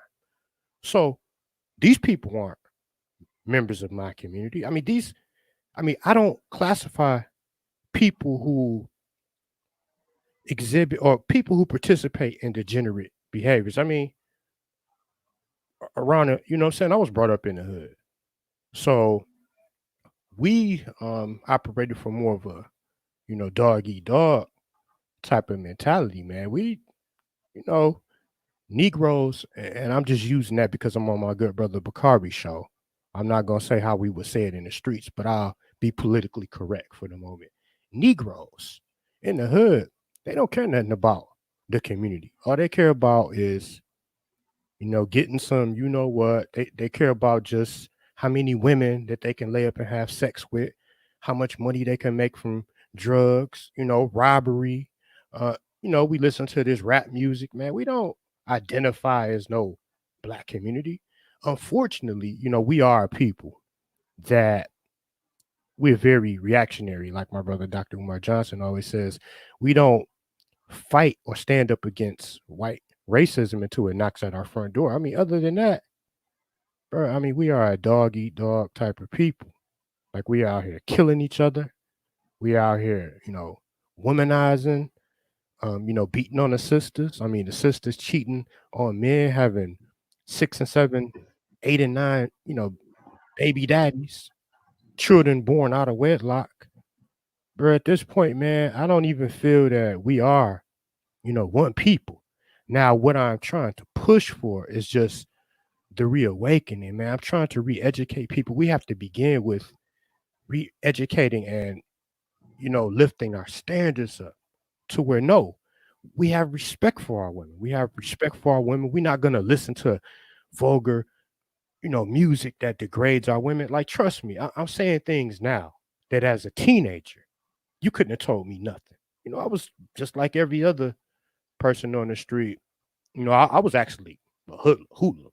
What I'm saying? I was a hoodlum. I was listening to rap music. I was calling, the sisters, bees and hoes and, all of those things. But what I'm saying, I'm just hoping that we could just come to a point to where we can try to uplift our people and raise the standard, the standard bar. To where no, we got to understand that we need to be model citizens. We got to be role models for the youth. We got to, be that role model that the youth out on the street that are doing the same things that we once did, can look up and say, "Oh man, that's somebody respectful. That's somebody that cares about the black woman. That's somebody that has respect for the elders. That's somebody that open up the door when he see a sister, coming inside of a place. That's somebody that will stand up and fight, for a black woman or for another brother. You know what I'm saying? If you see him getting brutalized up in the street. So the problem is the way America is set up. The way America is set up, we have all of these freedoms. We have a little bit too many freedoms. We got the freedom to be degenerate. We got the freedom to cuss out our mother. We got the freedom to, beat on women, make multiple babies outside of wedlock. Man, we have to cut all of these freedoms out, man, and just try to focus on being a better people, a more respected people. So I'll pass the microphone on that. Yeah, brother, I agree with you Hold 100%. on. I'm sorry about that. Before you continue, I forgot to tell you that was the last question, and it lasted a little bit longer than I expected. Go ahead and tell them where they can find you at, Prisoners of War. I meant to tell you this was going to be the closing statement. I apologize, I didn't say it. Yes, all good. Okay, so all right. So If you have anything else you want to add to what you said before you close, before you tell them where they can find you at, go ahead and do all that. Yeah, well, okay, all right. Everything that I said, of course. And now let's put a plus sign to that. All right, let me just do my closing statement, man. I appreciate my brother Bakari, my young brother Forecast Radio, who this is my first time being able to be on a panel with him. Yeah, I subscribed to your channel or whatever the other day when I saw my brothers live over there. So I'll definitely be checking you out. Peace to my brother Guy Nollywood. Peace to everybody in the listening audience, those in the comment section, peace to the people that are trying to make a change. You know what I'm saying? But yeah, I mean, if you want to subscribe to me, YouTube has changed, so you can no longer like just click on somebody's name in the comment section to go to their channel. But yeah, you could definitely, type in my channel name. I mean, I'm not a big channel. Like I'm just now really getting back to even doing live streams. But yeah, Prisoners of War. You could go to my channel and click on it. We're going to be doing, more streams and stuff like that. Just bringing black people together, man, so we could discuss some real serious issues. Just a collaboration of the minds. So thank you, to everybody out here on the panel. Let my brother Guy go next. Peace. Definitely. First, I want to say I agree with you. I think that's what I wanted to say. I just want to see my people do better and do right. I'm not saying we all perfect, but at least we strive for perfection. First of all, what community? We don't have a community. We have neighborhoods. You know what I'm saying? Because if we're not producing and selling in our to make a community, we're not benefiting out in our what we're living in right now. So we're just residents. So we don't have a community. We used to have communities. We used to have mom and pop stores over the place, and especially during the segregation era, we had our own buses and stuff like that run by us. We had our own sports leagues, but all that's gone away. So what community that they talking about? So I don't know. Also too, it seemed like to me, I don't think black people, and I could be wrong about this, but I don't think black people want to do better. It seemed like they don't want to do better because every time when you start saying, you start being, when you start talking about Africa, you start talking about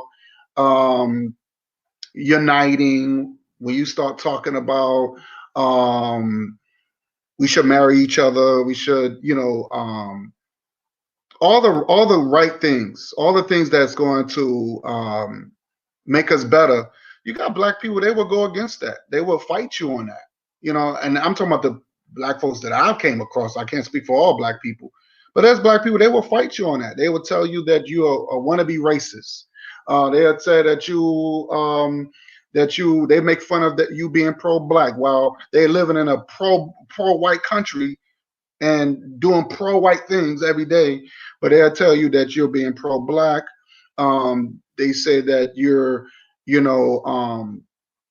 they'll say that, what else I was told, I'm about hate. And I'm like, even though you didn't say that you hate other races, you just saying I have love for my people. And these are the things that I've gotten from my own people. Because I don't support interracial relationships. I don't support homosexuality. I don't support things that hinder us. That's been a problem within our race. I'm the hateful one. I don't understand it. So have I been excluded somewhat? Yes, I felt that way. I feel that way all the time. I'll be honest with you. So anybody that's been excluded is people like me that want to see my people do better. That want to see my people do better. And I agree with my brother POW, because we want to see our people do better. We want to see our people in our natural state. What is wrong with that? What is wrong with that? So those people, they fit right into me. I don't see how they've been excluded. I really don't, because they're at some point of way they are being accepted. They're not being accepted by black people. White people are accepted. We're not accepted by either one. You know what I'm saying? We're like in the middle. So this is the reason why I say we need to be with people that with the like minds. They're really that ain't trying to compromise with no damn body. Ain't nobody. Ain't no damn body. We ain't trying to compromise. So we gotta be very clear about that. So there's no community. I don't know what community they could be talking about. So because all those people in that panel are definitely a hindrance to our race, to believe it or not. So we got to make that perfectly clear. To my closing statement, I just want to say thanks to the chat. Y'all been very active. I'm I'm just very happy that y'all came on and stayed because this was definitely a powerful program. We need more programs like this because we are teachers of our people, for our people. We are real teachers, not, don't get me wrong, we can listen to the Sonnetas or whatever, but those channels, if you really think about it, those channels are very redundant. And I don't like redundant. I get bored very quick. I don't like redundant things over and over again. But I like to more discuss things that people are afraid to discuss. I like challenges, and this is one of the great programs. I want to thank Brother Bakari and me, and thank the Forecast, and thank POW, man. Y'all good brothers, man, and I appreciate every last one of y'all, man. And thanks to the chat, y'all the best.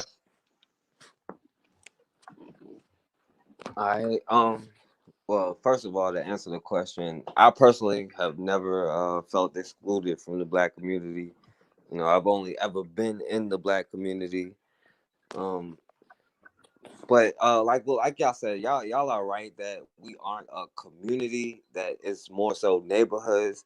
But at the end of the day, like at the same time, until we realize that we are in fact a community and start acting like a community, then we'll be a lot better off, because even the people who commit all of these crimes, like the brother prisoner of war was saying, we have to have our own institutions to punish our own. Like, we can't let outsiders keep punishing our own. That's a part of a community. Like, you're not gonna see America let North Korea come in and punish anybody in America, an American citizen, and we can't let other groups come in and punish our own. But I mean, I understand we have to create those organizations first, and that's a part of having your own community. And it's our communities have been systematically targeted to be destroyed. Like, they've come at our community time and time again. They've tried to wipe our knowledge time and time again, and we make the same mistakes, and we continue to have the same arguments. But when our communities were intact, we had the we had the least single parent homes. We were the most married. We were the most together. But we have to understand those times are still the same. And like the guy was saying, a lot of people say when people say I don't fit in because I talk white, I sound white. To me, when people say I talk white, I sound white, it doesn't mean you're talking educated. It's just you talk without the rhythm that most Black people tend to have. Like, and I'm not saying that all Black people are the same or anything, but it's kind of a bland kind of speech. It doesn't mean you're saying big words or anything to me personally. And voting a certain kind of way doesn't make you a certain way, so we do have to get back together. Like you said, we are kind of more so of a neighborhood right now, but we have to understand why, and there's a whole thing to that. But we're a community whether we like it or not. We just have to realize that, and until we do, we'll be in the same position. But I want to thank all the brothers on the panel. I want to thank Brother Bakari for having me on, the brother Guy, the brother Prisoner of War. I appreciate all y'all coming through. You can go to the Forecast Radio and subscribe to my channel, or the Forecast Radio 24, my backup channel. I'm not sure if YouTube will let me put up videos anymore. They keep saying hate speech. Now they just remove my videos without, even giving me a strike. They just take it down right away. But I'm gonna start doing more lives because they can't stop us. But I want to appreciate everybody that showed me support through all of this. We're gonna find another way to get the videos out. So again, I appreciate it. I thank y'all brothers again. And I'm gonna end with my statement. As always, man, we have got to start standing for something, or we gonna keep falling for anything.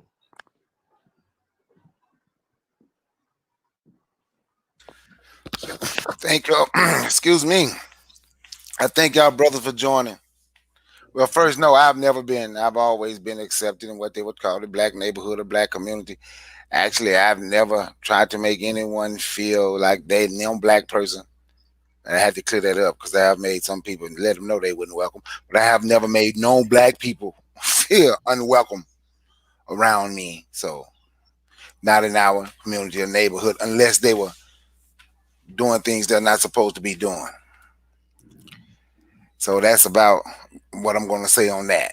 Now, I thank y'all for joining me. Brother Forecast, Brother Guy Nollywood, Brother Prisoner of War. I appreciate the chat for joining. I really do. Everything was active. It was real good. Glad y'all was into the conversation. So, I saw some people in here tonight that I hadn't seen before.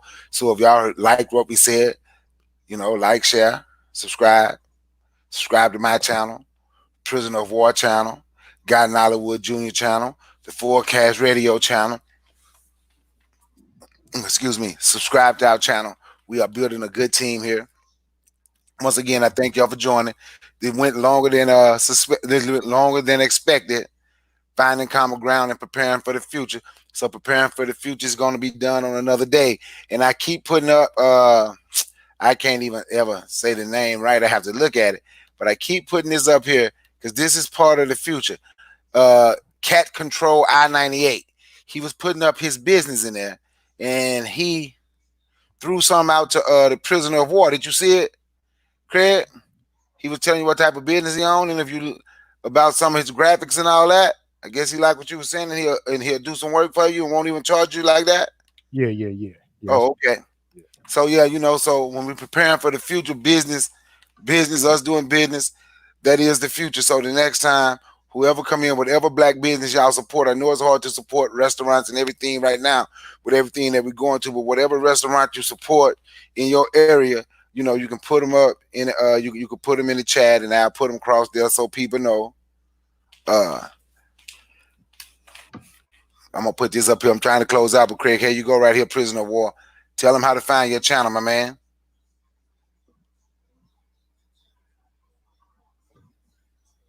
Prisoner of War.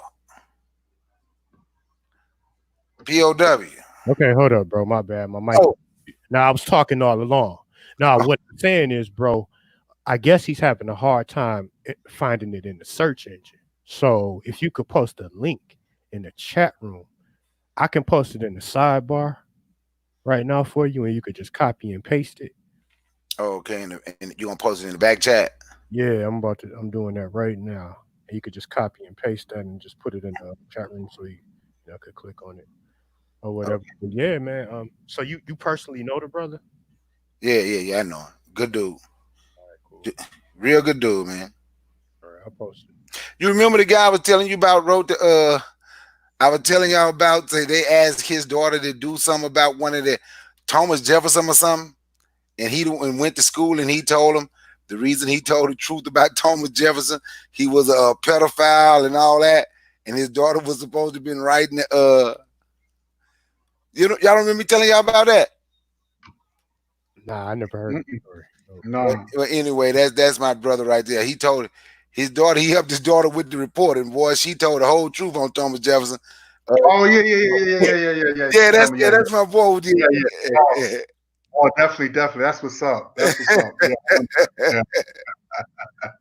Wow. That's my boy that did. Yeah, that's him.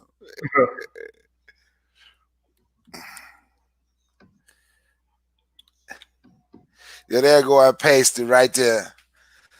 So I thank y'all for joining once again.